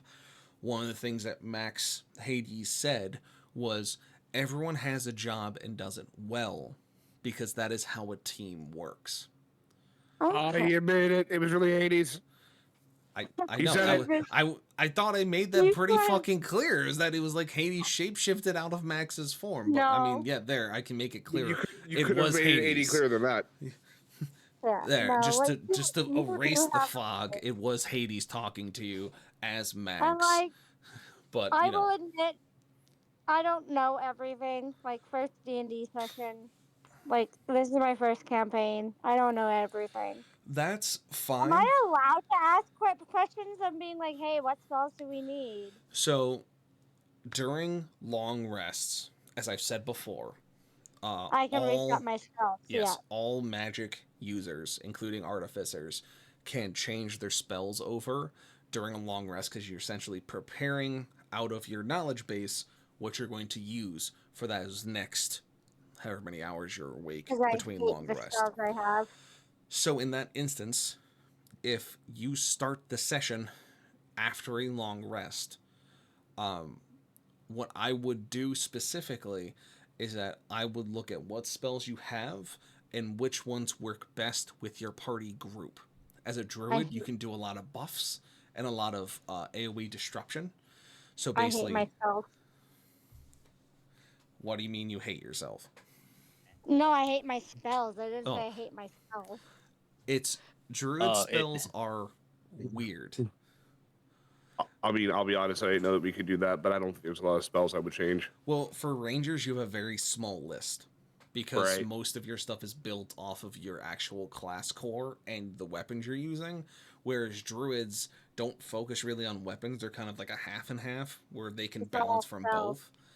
I don't think I've ever done any combat like physically other than when I used Primal Right. Savage that run time. So then one time. look at how you can change things, because look at the healing pool you have. Like, take the time before next session and all of you talk to each other about what you're doing, or like make a list of, this is what my character does, this is what I'm good at, what are my strengths and weaknesses, because We that's have a month. Can you fucking stop? Sorry. Because that is what a team does. That is what my team did when we did combat trainings. We said, okay, I can move quick, I can shoot quick, whatever, and going down that list so that we could say, okay, you go with you go with you, this is what we can do. If you put it to paper, even if some of you have been in my other games, some of you have been in other games entirely, but Jenna, because this is your first one, you need to make sure you understand where your spot is. If you are going to be full support, which is debuffs, buffs, and healing, you need to focus on that and make sure that you are using ranged attacks, that you are doing ranged spells, that you're doing things that are beneficial, and sticking to your guns on spells that you know are super useful. If that means taking spells out of your list on your sheet that you're never going to use because they're just not beneficial, then take them out. But it's one of those things of For you, range spells, the only things that you should really have that are touch are your healing stuff, because you should be close enough to your allies, far away from the bad guys. I don't think I have any touch spells other than my healing stuff, but like Summon Beast, probably gonna get rid of it. Thunder Wave, probably gonna get rid of it. Light, I'll keep because I've used it more than once. Call Lightning, that's hit or miss on if I keep that. Just look at your spells, look at what you can do, how you can do it with your spell slots, see how they work, read into how they work, and then, as always, ask your team. If you guys want to do a like quick prep before the sessions and go, hey, what does everyone have? Most of y'all stuff isn't going to change because either you don't have a lot of spells to choose from, much as rangers and clerics, or as Nez is basically set for life with whatever the fuck he's got going on down his alchemy lab. But you specifically, Aura, pitch to your team what they would like. Your call Lightning is really good for covering a large area and stunning and hitting targets that you can't physically reach. Yeah. So maybe I'll keep Call Lightning and I'll just use it properly. Yeah, it's read your spells. Yeah. But the bottom line that I'm going to leave here on the session so we can all go do things is read your spells, know your points, like know your roles, know what you're good at, know what you can do, what you can't do, etc. And stop being a menace. Well, not stop being a menace. Don't play yourself. Play the character. Your character has developed. Your character is developing. Your character has learned a lot, done a lot. You have to take those lessons and say, how is this character going to react? How is this character going to change? Yeah. Okay. And make sure you stick that to heart. And if you're finding that you're not able to have that solid divide between you and your character, as well as between you and your party members, like me and Cactus, we played characters on opposite sides of the spectrum for one campaign, and we got fucking into it, and we were chewing each other out as characters. But like once the bell rang and the session was over, that was it. Like that was our characters' beefs, not our beefs. Oh yeah, no, like I'm no like out of character, I have no issues with any of these people. But it's not that, it's the fact that I can see Jenna bleeding through Aura. May I offer an example? Go for it. A very good example. The one I love to point to, and you weren't ready for it. Like when I went on, or when Creed went on his tirade outside of Martyr's Wake, like I was personally fucking hurt.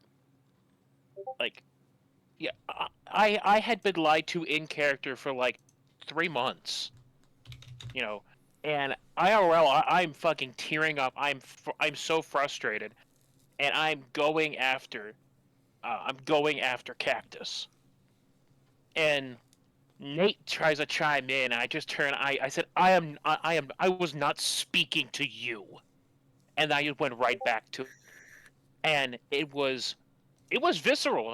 That's the only word I have for it. But like 5 minutes later, when it's the end of the session, like I went from anger and heartbreak to just normally, just like this. I was emotionally in pain. But you have to flip the switch back to I am no longer this character. Oh and yeah, it's trying to do that now, separation. I'm not upset. No, I'm not but upset at all. I'm saying you have to train your brain to have the separation. Well, it's not just that. It's also taking that event and building the character forward. Because Creed at that point shouldn't have that tirade again about that specific problem, because he knows what's going on behind it. If all of a sudden down the road he's like, you never told me you were humans, and has the whole tirade again, they're going to be like, what the fuck are you talking about? You've been with us for another 3 months, like we've told you. Like, I mean, I mentioned it later on. You when mentioned they it, were- but it's not the same thing. Like, you're not But having the same hurdles. Yeah. I felt the tirade was different because, like, from the last tirade she had about, like, fuck this, you guys, like, don't trust me. Nothing's really changed. They're still questioning everything she does, but that's why she changed her, like, tactic when everything restarted and the scroll showed up again at the end. She's like, you know what? What Max said hit home. Let me approach this differently. Instead of just running away with the parchment, she asked him if she could read it first. But shit had changed already. Well, the thing is that, again, you've had that dialogue before where you've said the same thing about another character. It was like, oh, that really hit home, and you changed. But then, like, you immediately went back. It's so you have to stick with that development. Like, you see what I'm saying? Yeah, Is that she was too nice in that situation. Are you talking about the session in which she was cooking for everybody and all that no, shit? it's even like the one before. Is that you were like, oh yeah, I'm going to try and do this and the other thing. It's like you have to take that development and stick with it and go forward. Like, if you gain weird quirks in the way you play your character, it's fine, because that's part of your development. You're changing as a person as you're going through this. You have to realize that this character is going through hardships every day to do what's right, not what's easy. And a lot of times that's covered with laughter, jokes, trauma, Right. repression, stuff like that. Yeah. But like, you have to focus on how the character's going. If you backpedal Yeah. on a character development, you're doing yourself a disservice, because then that character shows no growth, and that doesn't mean anything. Yeah. And that's kind of why she came back. She walked out of the room, but then she came back too. She's like, okay, So you know what? now for next session, she We're shouldn't not go gonna- back to Nope. where she was. It should be only going forward. She's going to let them prove that they trust her because she's like deep down she knows they do, but she just doesn't feel like they do. But she's not gonna. No more hissy fits. No more fuck y'all. She's gonna genuinely let them show that they do because she deep down she knows they do. Yeah, and so that's the big give and take for the whole thing. But that's Yeah. all I have. We're gonna wrap it up here. Thank you all for being a part of this. Hopefully next week we'll be able to do Siege of Etheria to get one step closer to the finale for that campaign. Then the following week, the first week of May, last week of April, I won't be here. So Friday, I think we said it last time, the 4th, no, the 3rd. Yeah. I won't be here. So no We have D&D a that month Friday. before-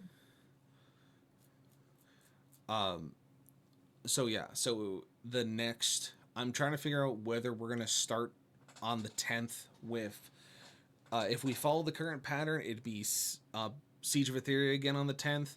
But if you guys, since I'll have that week off and I won't be here, we can start with y'all's campaign on the 10th instead. But we'll cross that bridge when we get there. I'll talk to you once I'm back from the festival, and we'll go from there.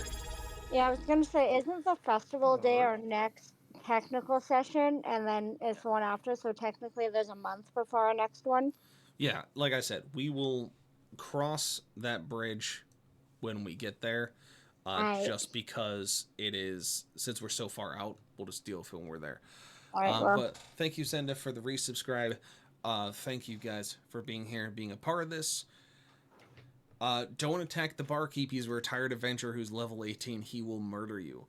That is the only Venus advice I have to life. give. finish life, guys. I'm gonna run. I'm being summoned elsewhere. Yes. Bye. I'm going to just Bye. raid out here. If I do stuff afterwards, it's going to be after water and a bio. And I'll probably be up for like another hour or so. And then I'm going to crash out. So we're going to raid out here. We're going to raid out to Mr. Groove. What the fuck is he doing? He's playing Defiant. That's weird. We'll go watch the weird. Zendif, thank you for coming in at the last part. I appreciate it. What are you laughing at there, stealthy boy? You said the weird. The weird? Yeah, it's the weird. I don't know what you're talking about. It's the weird.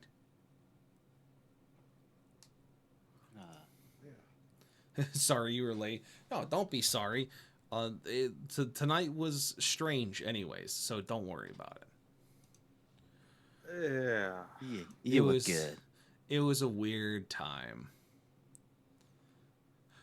But yeah, so we're right out here. Thank you all for being a part of it.